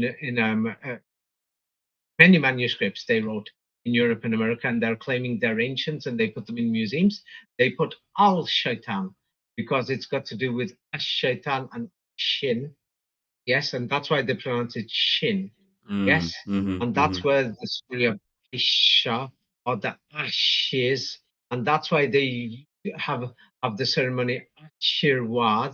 That's why they have Ash Wednesday. There's reasons for this, and why they put the cross with the shape of ash on your head. It's something to do with, yes, to do with that, and the Quran explains more and says these people worship the shin or the jinn. Some people pronounce it jinn. Some people pronounce it jinn with a D. Some people with J. Depends which country you go to. Yes, some people pronounce it sin. So that's where the word sin came from in European languages, but they're going to lie and say it came from somewhere else.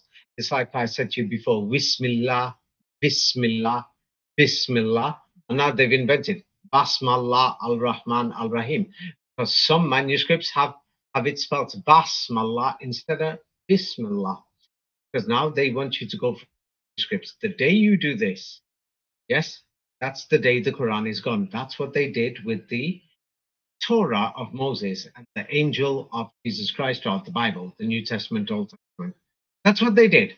Then they put it on paper, they joined the words together, then they separated the words and translated it as they wished. And you know, the first proper, for Hebrew that's spoken today, the first proper dictionary was only 100 years ago, 20th century, and it's been updated and modified since then.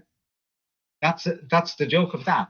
Yes, and if many people think that the Bible is not the Hebrew Bible is not written in the same language as the Quran, anybody who knows the Quran very well and they've memorized it or something, what to do is read Bible Hub, go through it word for word and read it fast, ignoring the vowels. The vowels is the major scam, ignoring them, but look at the meanings and then you'll soon see, yeah, that the Old Testament Hebrew actually written in Arabic, but just another dialect. Why I say dialect, it's a fake dialect that they invented. They separated the words, they gave the meanings, they put the root words there, and that's what they've done in modern Arabic. Yes, and they did it for the purpose of magic. And then these things, it's causing violence. It's hurting people. That's why I call it, like if you're going to make a statement, a public statement, make videos claiming that this is what the Quran says. Yes, then you know what? You should have your proof and you should do your research. It doesn't matter if you're Yes. if you're claiming a book and you're claiming it came from Arabia. First check, did it really come from Arabia? And you're going to use this Arabic language that's over there. I mean, we saw what Saudi Arabia was. Yes, the rest of them, they have to look. They can look. And if someone's going to say, "Oh, these are artificial intelligence," you turned around and said it. Yeah, there's hundreds of pictures that Muslims have stuff in the 1940s and 50s about the Middle East, about cameras. Not everybody was poor. Yeah, and in Lebanon they took it, pictures in Morocco or in Turkey or Iran, so we can see history from what Muslims took. Yes, have visitors here and there throughout the region. So from there we can know. But so now uh, um, I'm going to ask you. I'm not going to say it myself. It's like Flamenco and Nosovsky are being a bit nicer because they're elderly gentlemen and they're polite. So they said, what do you call it? They said it politely that the Jesuits invented the histories of the Middle East. They invented the languages, the modern languages. Jesuits and other people. they invented these things. They said it politely and said, well, Nosovsky, I've sent you the recording. You can put the full video on the end. Yes. So they said it politely. Yes, but me, I'm going to say it's criminal. It's criminal because people are hurting each other. Actually, people are probably killing each other, depending on situations, in the last 100 years because of these religious things. You see? They're actually killing each other. That's what's happened in the last 300 years, just to remove Islam from Europe. And I've just given you a basic summary. So now would you say that Islam, is it an Asian religion, an African religion, an Arabic religion, a European religion, or an American religion? I would say it's a European religion. Me too. So now there is many Europeans who are saying, I'm giving propaganda. Islam was here. It was the religion of the ancestors. It was here for centuries in different forms, whether you call it Christianity or original Christianity or Judaism, if you want. And from all of them, from the deviations, from Fomenko's book, I went through many paragraphs with Raphael. They'll have to watch that. I'm going to write a new book on it, soon maybe. That what do you call it? Islam has kept more of the original. Yes, then it splits into the Orthodox Church, but the Orthodox Church was not like a split. It was invented by the Vatican and their allies. Like that's why the so-called fake history of Napoleon. But they invaded Eastern Europe. Napoleon invaded Austrian Empire, Prussia, and all these other places, Spain. That was part of the war. Yes, part of the war to remove Islam from Europe, because while Islam stays, you can charge interest. People don't own their houses. They don't own the land. Now the corporations have taken the land. The people owned the land before. Yes. Okay, they haven't brought slavery back. They're not forcing with religion again. All these things that Islam made, all these changes, they couldn't reverse it. But now look at it. People can't afford houses. People, and if they do, many get repossessed. They've destroyed many things, the changes that this Prophet Muhammad, he was probably the greatest person in the last 500 years in the entire history of the world. He destroyed the old world order. The old world order started from Christ and Moses, it looks like, and then it became corrupt with some of these leaders. And that's how the church formed, the corrupt leaders. And then this man called the Prophet Muhammad, he revolutionized everything, and the common people followed him. And he got rid of these, oppressive rulers and things like this who set up their systems. Like right now, we've got many oppressive systems all around the world. Europe and America is good, but people say it could be better. Yes, things like this. It's like there's many restrictions. Already, you can't build a house. The countryside is controlled by these corporations. They don't even grow food in half of the land that they control throughout Europe and America. But no, you can't build there. You can't do anything, and you can't develop it yourself. Am I correct? Yes, yeah, I would say so for sure. And many young people feel hopeless. They're brainwashed into the system. They think the only hope is I'll have to go to university and then just get a job, and then maybe I'll be able to buy something and fake life system, watching television, and then a few holidays a year if they can afford it, even one if they can afford it. So that's what they've done. They've created an artificial system, and everything is based on the 33rd degree, based on the appearance, and that is to do with black magic. So the two things, like I said, for the hadith and how they did it. If they haven't read the books, please don't write some comment without doing research yourself, because a negative comment, I mean, you can ask a question in a comment, saying, "What did you mean, David?" Because I can't go on for hours. Like I'm realizing I'm tired now. We've just spoken about 2 hours, but more information is in my book, 33rd Degrees, to show the magic. This is not a joke. Yes, the magic in the symbolism. Then how the magic is done, I'll put it in another book, but that magical aspect is not in that book, how they do it and the things and do with it. Yes, but the thing is, your vision and the sexual aspect, it's in that book, 33 Degrees. Too long to explain. And the thing is, it doesn't just go through the Arabic letters, it goes through the Greek and the Latin and other things. So it's a global thing. And I'm sorry, If people wants me to change the history, the evidence shows the Prophet Muhammad, came from Europe. Yes, he was in Russia from what we can see, and he was in Germany at one time, or when I say Germany, I'm saying the Holy Roman Empire that ruled parts of Spain, Holland. This is what I mean, Germany, Franco Germany, or the Greater Holy Roman Empire, because they've modified the history of that. I basically mean Western Europe. Yes. So the thing is, he united the people.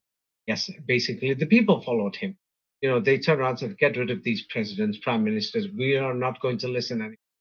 That the military army is everybody. People became fanatical. They went crazy. They thought, "We're not going to put up with this crap."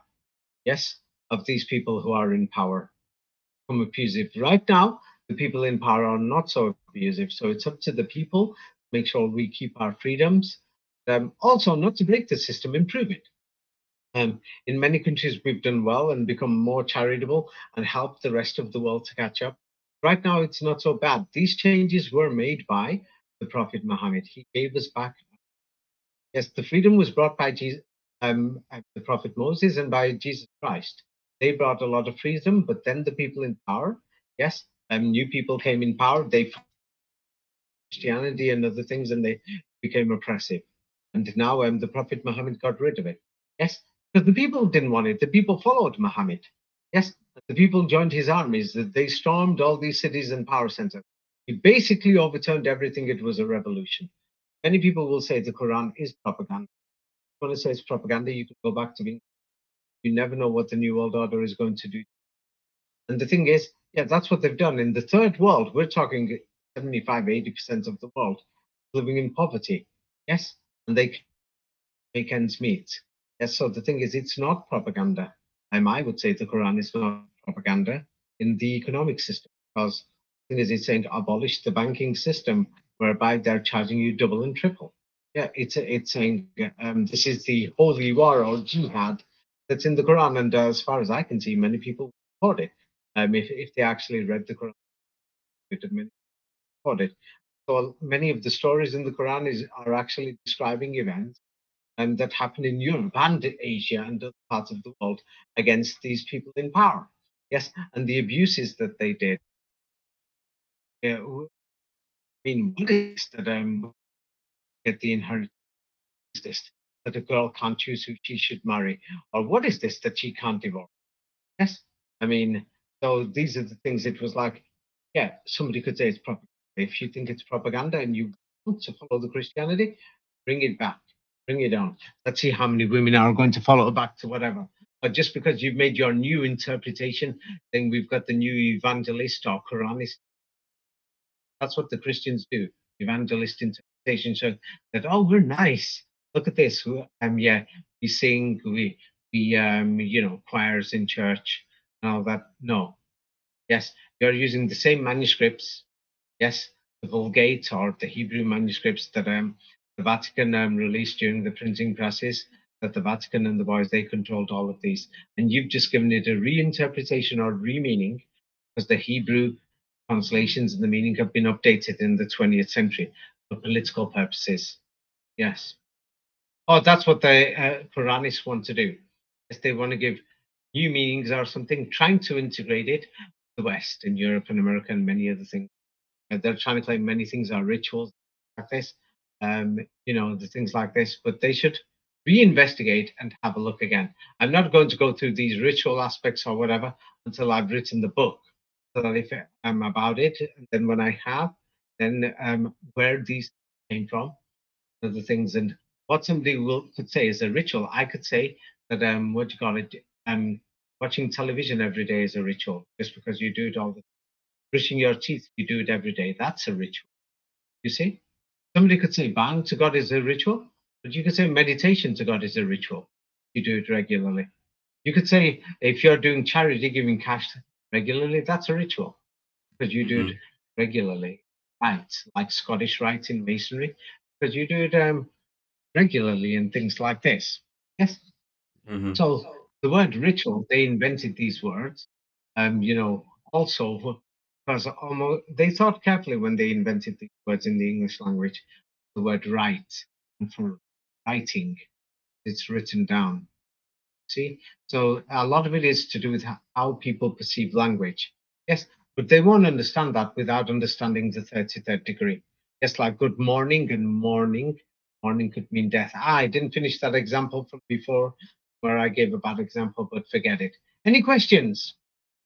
No, not really. I mean, I guess this is a kind of indicative of the kind of forces that humanity is going up against or having to deal with, and the amount of resources and time, and really their machinations or Machiavellian tactics to obfuscate a book that they seem to be afraid of. Otherwise, why put in all this effort to create a dictionary and mess around with the translations and such? That's what's going through my mind. I'm going to be afraid. It's like, for example, if I've got a lot of money, some have, yes, and extra. I mean, and the thing is, of course, I don't want to share it with. Sometimes I'm selfish. Hmm. So Hmm. the thing is, I like my position and the extra cash. But for example, if I see people, I've just arrived at an airport. Normal people are taking their suitcase and they've got to carry it here and there from one station to another just to go to the center of a city. I will turn around and think I've got the cash.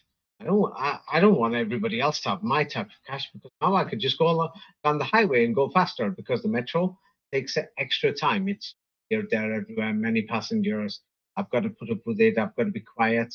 And because I've got the extra cash, I'll turn around to the driver. There's 5 taxi drivers waiting outside. I've actually done this. I'm going to show you. Hmm. Unfortunately, I'm Hmm. telling you the truth. Not an airport. 5 taxi drivers. And what do you call it? Yes, I want to smoke while I'm in the car. I don't even care about the local law. I've got the cash. If I get fine, so what? I'll pay it. I'm telling you the truth. So I've stopped taxi drivers and I say, "Can I smoke? Coming with you to the center." He says, "Sorry, no smoking." I will walk away and I'll go to the next driver. No smoking, and then they're going to Hmm. see me going to Hmm. the other driver. Hmm. See, I've done this. Yes, so some people will say that's nasty and that's abuse, but tell you the truth, yeah, maybe it is, but I've just been on a flight. Maybe it's 2, 3 hours or 5 hours. Just come out at the airport. I'm in a hurry. I'm dying to have a cigarette. Yes. So now the thing is, if the driver said no, so the thing is, yes. So the thing is, the wealthy people did abuse things. So I'm just showing a small example. Many people have cheated like this. No smoking area. They've done it. They've smoked in taxis too. Many people have done it. So I'm giving an example. Please don't judge me as like I'm a monster or something. Many people have done that. You've seen it yourself. Yeah, at the airport, it says no smoking near the door, but they're smoking right beside the door. Have you seen it? Yes. Yep. Yep.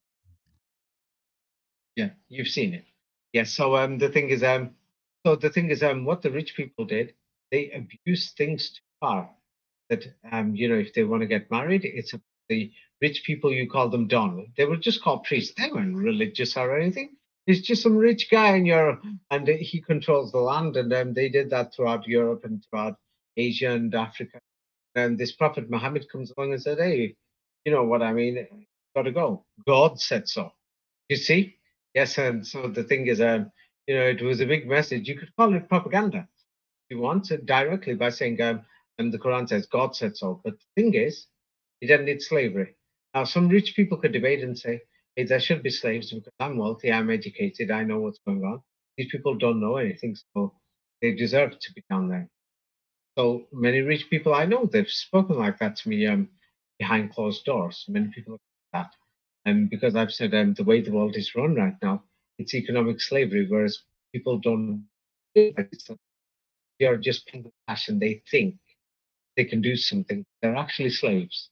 You see? They're slaves because you're making sure you pay them enough to actually live and continue in the working system. You see? Yes? Whereas the rich people, they don't have to work themselves. Do you see it or you don't? Yes. Yes. Yes. Is there a few second gaps between when we talk? I'm muting myself because it seems like Yes, there is. yeah. Yes, there is. I've noticed. Because every time you say something, it takes a few seconds before it gets to Yeah. me. And Yeah. then when I tell you a question, I notice you reply a few. Yep. Yeah. Now, That's just true in with case I yeah. pointed this out. Yeah, do you know why I pointed this out? Because there's going to be some dogs who are barking. Oh no, they're not dogs. Dogs are nice creatures. But I'll prove it because I'm turning my volume up. Please be patient. Yes. What time is it where you are? It is almost 9, 7 minutes to 9. Are you sure? I'm pretty sure it's 8:53. That's what it says in India. Uh, what day is it for you? It is May 31st, 2024. See, do you see there is a gap? Yes or no? Yes. Yeah, I mean, And you, there's less of a gap on my side because like I respond to you as, I hear it, but then you're gonna hear the answer like couple seconds oh yes, after, but right? not all the way through the video. Yes, I'm pointing this out because some people are going to say, because there's some dogs who bark, say that I'm making you say yes or no. I'm not going to say yes or no now. I'm asking you from your heart, tell me, is this Quranist thing a joke?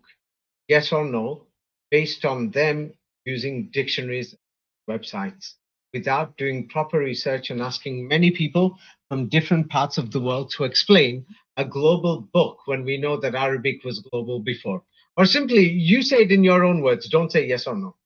Tell me, Yeah, I is this mean, criminal? Is y it? yeah, I mean, like, I have to say, yeah, I have to understand their intentionality behind it. But one way could be said that it's like a little bit short-sighted, or maybe they're not digging deep enough.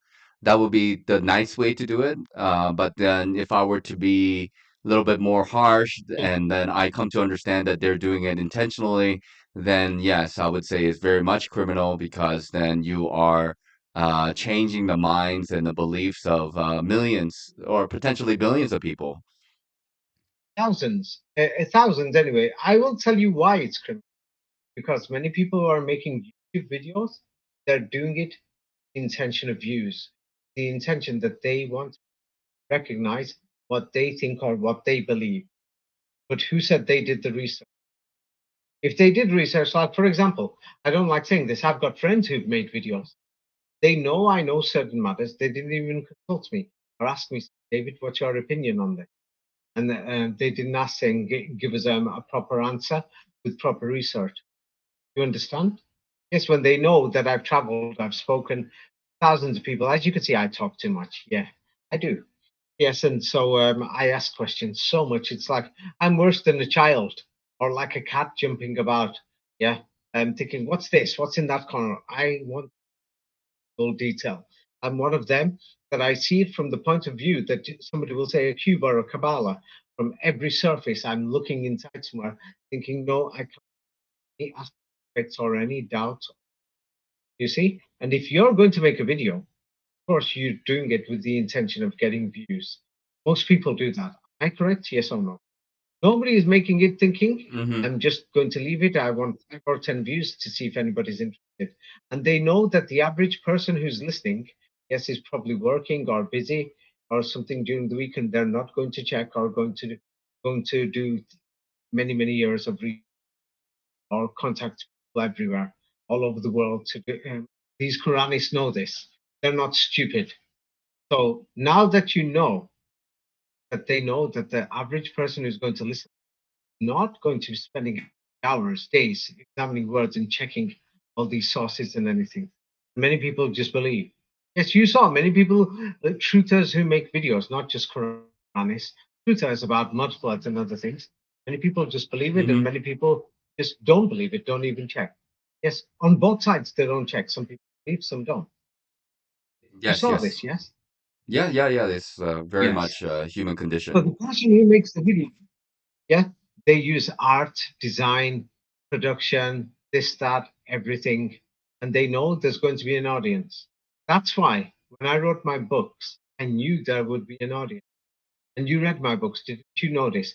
I tried to make my books easy, simple, clear, easy, so that people can check, that people will know I didn't just talk from my backside or farted disinformation. Did you notice the way that I did it? Yep, Yes? very straightforward. Yeah, very clear. Yes. So many of these truthers, many of them, they've got their, they're going to say they've got the best of intentions. I don't call it best of intentions. A lot of it is because it's hard for this. As normal Finkelstein, I don't know. I don't have an for the approach, to be Palestinians, honest. I has just said they're try doing it for to their gauge 2-second people and see if they're recognition, for them to be recognized for their views. That's why I call it criminal. You see? That Yes, no yes. matter what their intentions, that along the way. It's like I've just made this video with you. Yes. And the thing is, yeah, I'll be honest with you, I presented everything showing some of the greatest researchers who traveled a lot and who interviewed and questioned many people, that there was about 1,000 people.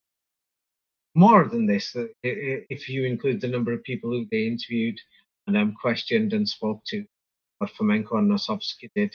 And I've spoken to many, many, many thousands. Many, many thousands. I'm thinking more than 10,000 people over the years. More than this. Everyone knows I talk too much. Am I right? They say that God talks too much. I'm sure some people have said about me already. Am I correct? Well, no, I'm not gonna say that you speak too much or talk too much. I think you It's okay. want to I make know sure. this. Yeah, I think you just want to make Yeah. sure that your point is coming across. No, not my So point. It's not my point. Is it my point or no, is it a no, fact? yeah, it's a No, fact. it speaks out. Is it my point or is it a fact that these Arabic dictionaries mysteriously turned up in the 18th, 19th No, century? yeah, the evidence Nobody seems to be very spoke. clear. I mean, like people who were practically naked, like less than 100 years ago, Yeah.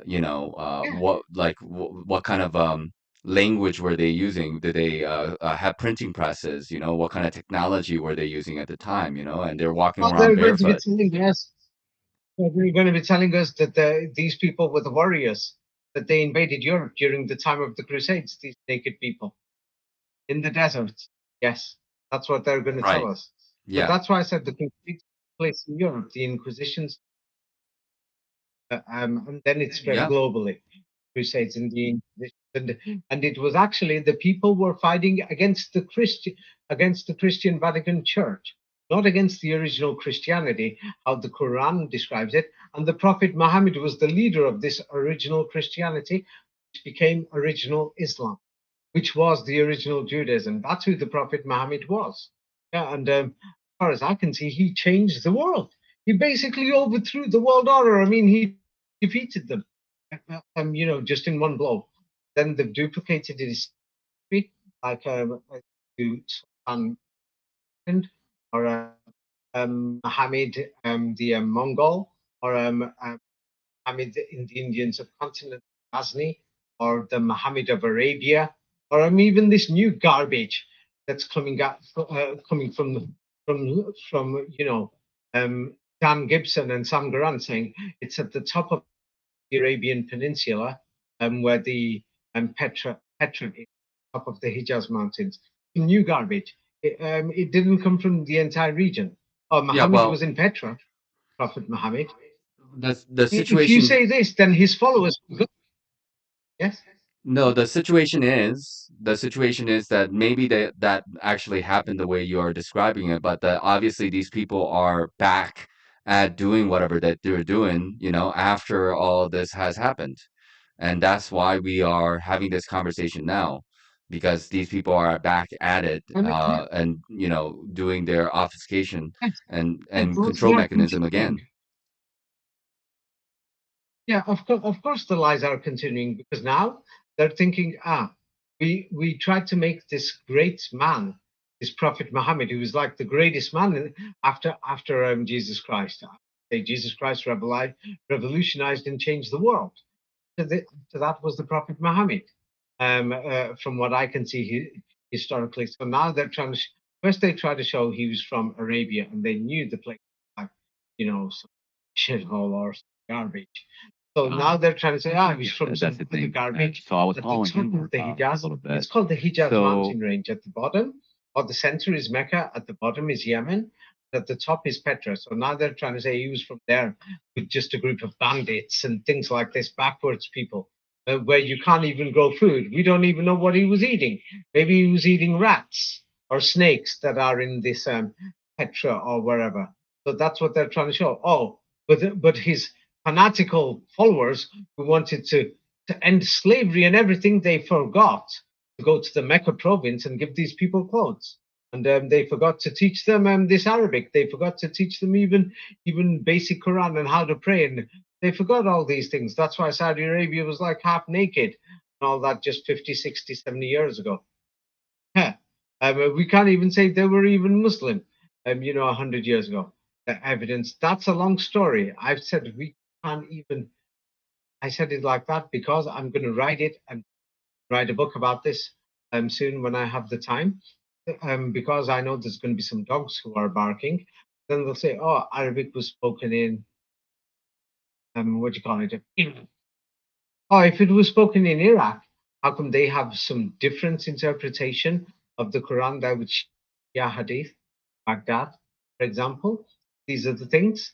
But then, if they have the different interpretation, so that's why I said you've got to talk to people who are in the mosque, places, Russia and all these other places, Uzbekistan also, and China, and go through some of these meanings, and then you will get the basic meaning because it's a simple book. It's actually an easy book. It was written for the common people. It caused such a revolution that now these people have made it so hard that, as far as I can see, majority of people in Europe and America today think the Quran, no, get the hell out of here. No, and this guy, oh, he's trying to brainwash us.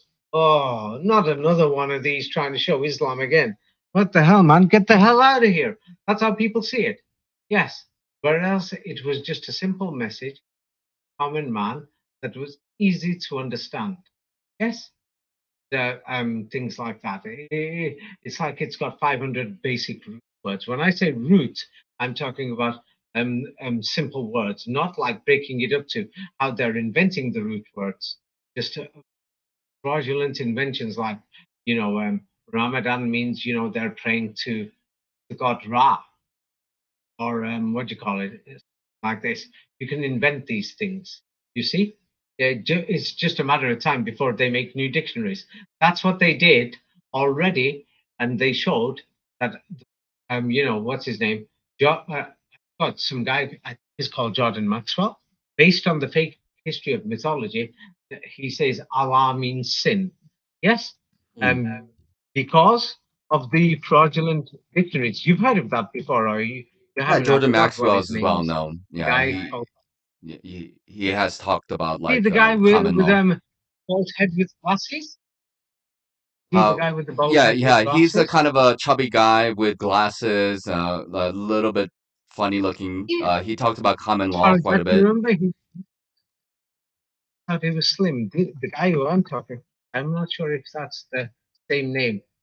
When I saw his videos, it was about 10, 15 years ago. Yeah, he seems to have put weight on, or maybe yeah, Maybe compared to before. But and what he does, yes, he shows how they played the masonry of languages. But what people don't understand is he doesn't go through the 33 degrees, and he doesn't.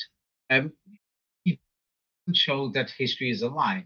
Now, when you go to the part that history is a lie, yes, they entered these religions, even in the dictionary, the current Arabic, point out Arabic and Hebrew, Allah means sin or the moon god.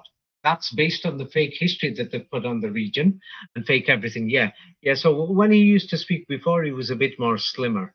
As you could see, have you seen his older pictures? not so much, but Yes. yeah.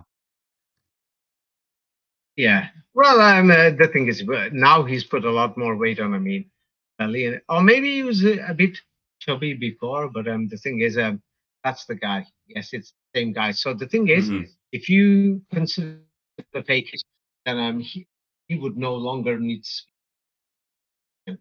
Yes, the mythology was invented only during and after the Renaissance, because you have to totally get rid of what Prophet Muhammad has done.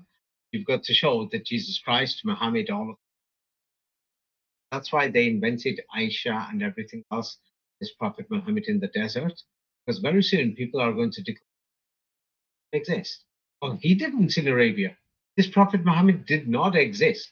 The guy that they're talking about in Arabia, or the Aisha, and that's to do with the 33rd degree and the magical things. So if people understood how this 33rd degree works, then they would totally be able to get rid of this Aisha story and many of these other hadith. If they understood the Kabbalah, that's why I wrote it in this book, not just for Islam, Christianity, they would be able to get rid of the crucifixion. Crucifixion was invented with the 33 degree symbology and mythology. That's how they invented the story. And the Trinity was also invented. Yes.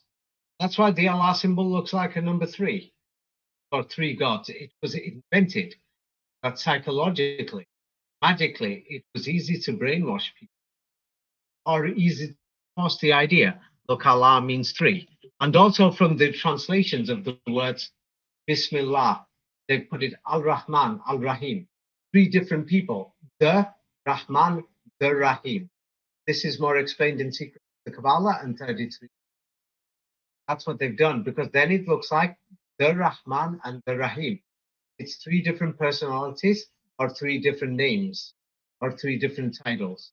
Yeah, you know, Basmala, yeah, the Allah, Bas Allah, Allah, the Allah, Al-Rahman, the Rahman, Al-Rahim. That's if you go for it word for word. But if you're reading it out in the oral Quran in a sentence, and the way you pronounce it, when they're reading it, you can see what speed or pace they read it, and they read it in, then you'll realize else. Yes, and then from the oral meaning, it just means God, and this is in the name of kind, and He's forgiving. Yes, but then you'll start to think with the Kabbalistic idea, the 33 symbolism. Because by the way, it's linked. They say the third eye is where in your brain? Where is your third eye? It's in your middle of your forehead, right above your eyebrows. Yeah. Where would you say, which gland in your brain is this in? Oh, the pineal gland. Pin, or the pineal gland. Yes. So now what they've done, like I said, so with your third eye in your brain, how you perceive things, the pineal, they made sure it was the pen. Yes? So now many of these Quranists who are going off the mic, even when they're reading the black magic is there, they don't know the pen, penis. I'm going to say, what am I talking about? This is the 33rd degree, because when a boy sees a girl, the first thing he looks at her appearance. Yes or no?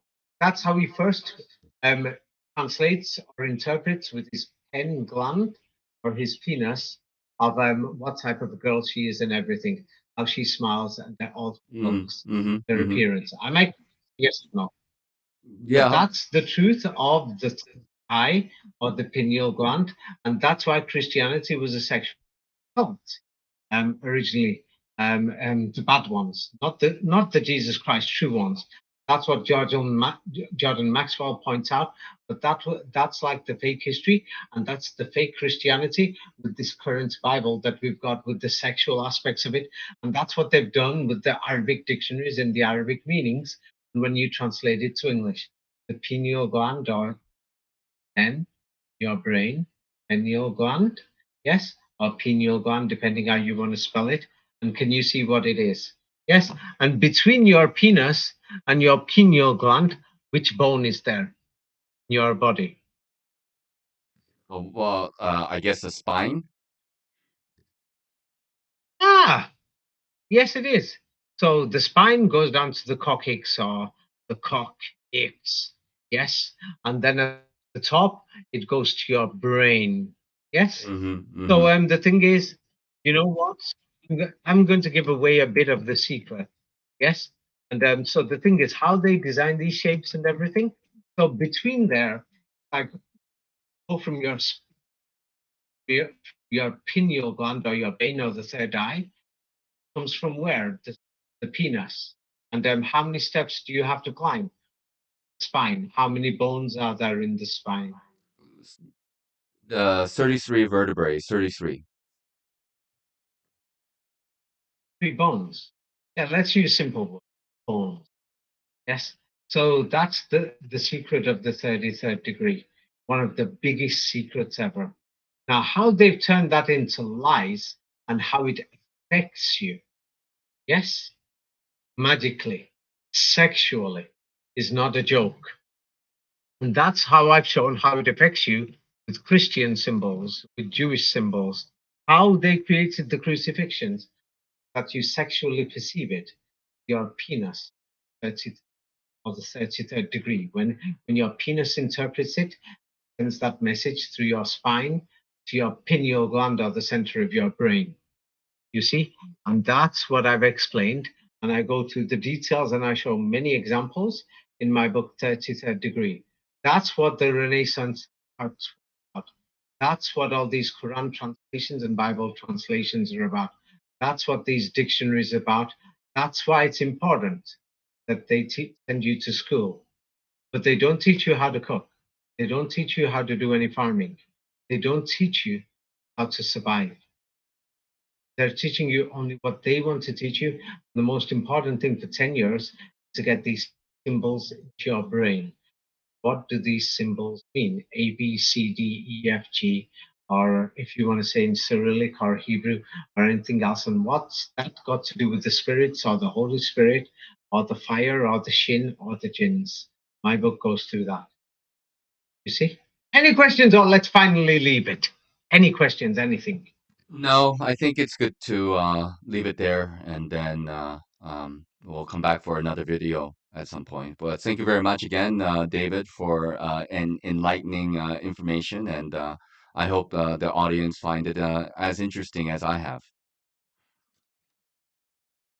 So now that you know more, would you say, based on the history, not what I've got to say, based on what you can see and what you know, like, isn't it shocking about this penis, the pineal gland, and the 33?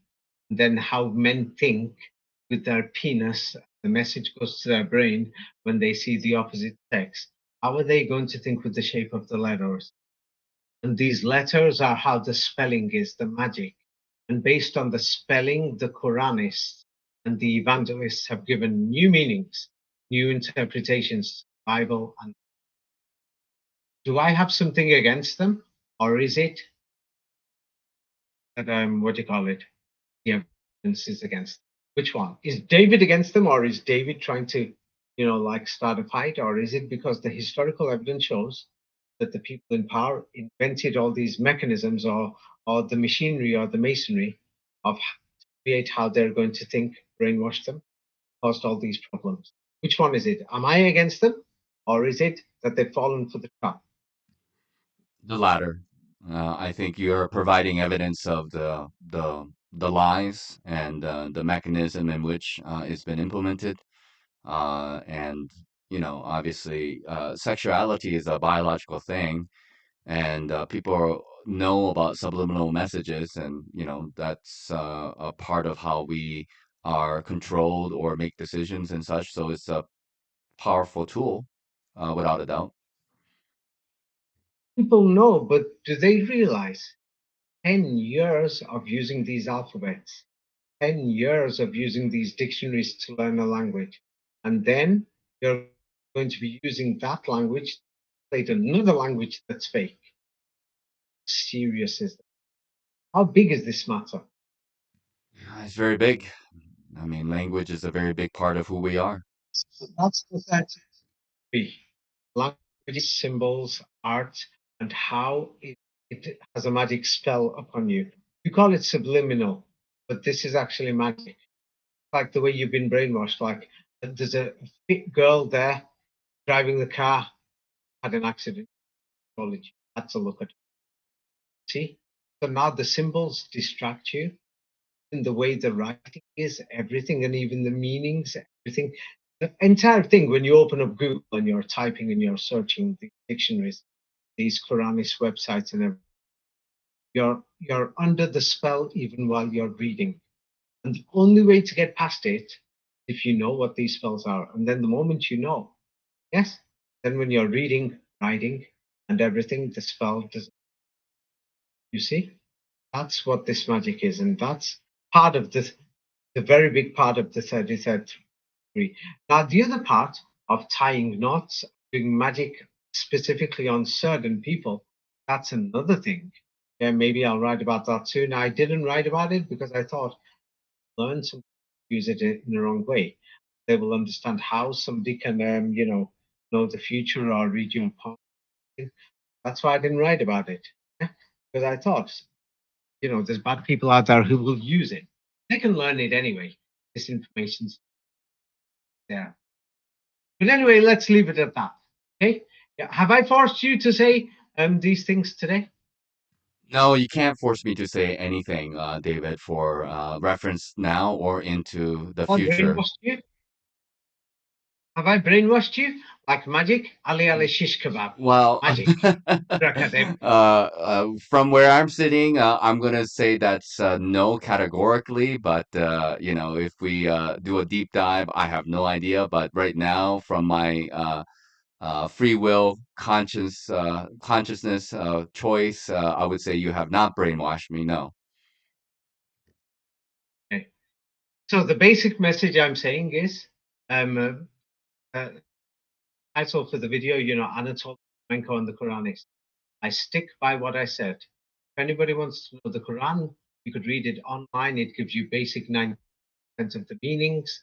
The 10% is such a big fraud. And Quranism and Quranists, whether they know it or not, a lot of them are a fraud and they're criminals essentially because they want views. They just keep making many more videos. Want to know that 10% problem or something you don't understand? Go to the mosques, meet many people and talk to many people and investigate it yourself. Is this the best way, or am I wrong in this now? That's the final message that I'm giving. Is this wrong, or is this correct? Yeah, you can't, what I'm hearing is that you cannot rely on people who are just kind of off the cuff, using the tainted dictionaries and translations that's already kind of like the poisoned apple, essentially, that's been given to them. And so they're kind of being criminals or tools by going in this route. So if you really want to know the truth, go to the mosques and ask the people who are a part of this river or flow of tradition that's been there. And they have the oral Quran without the Yes. fake spelling also. Yes. Yes, okay, thank you very much. That's better. Let's leave it at that. Have a nice day. Okay, you too. Take care and thank you again. Bye for now.